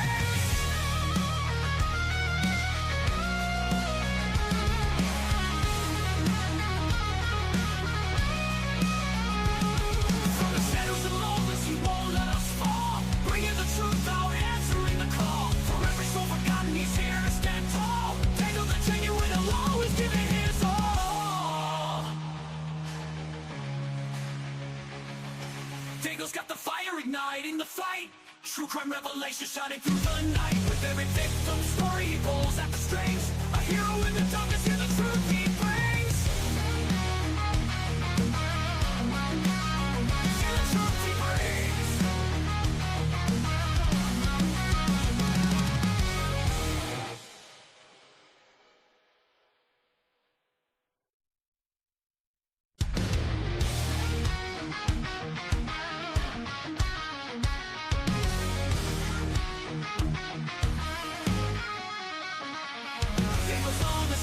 Typing at the speed of light, hunting down the shadows, bringing wrongs to right, digging deep in the data, facts sharp as a knife.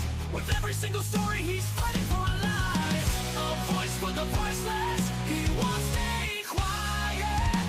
Daniel's got the fire igniting the fight. True crime revelation shining through the night. With every victim story, he pulls at the strings. A hero in the darkness, hear the truth he brings.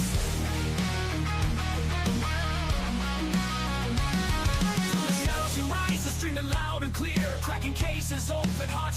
fear. These channels are beacon in a world gone wrong. He guides us through the chaos, a soldier so strong. The clicks and the likes, they follow his lead. With every new case, he plants a new seed. Sharing their stories, giving hope where it fades. Daniel's a warrior through the trials he waits.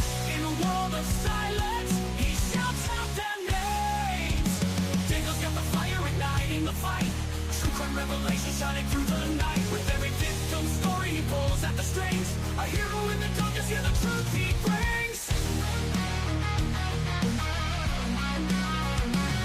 From the shadows you rise, and streaming loud and clear. True crime revelation shining through the night. With every victim story, he pulls at the strings. A hero in the darkness, hear the truth he brings.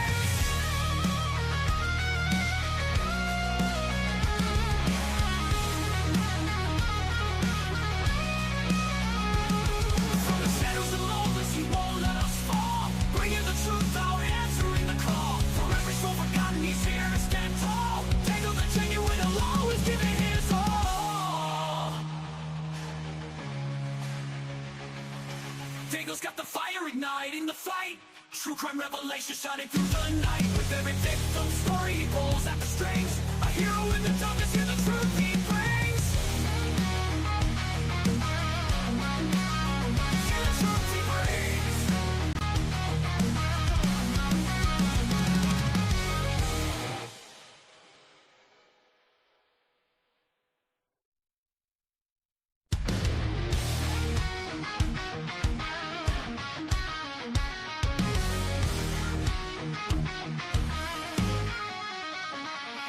It was on the screen, typing at the speed of light.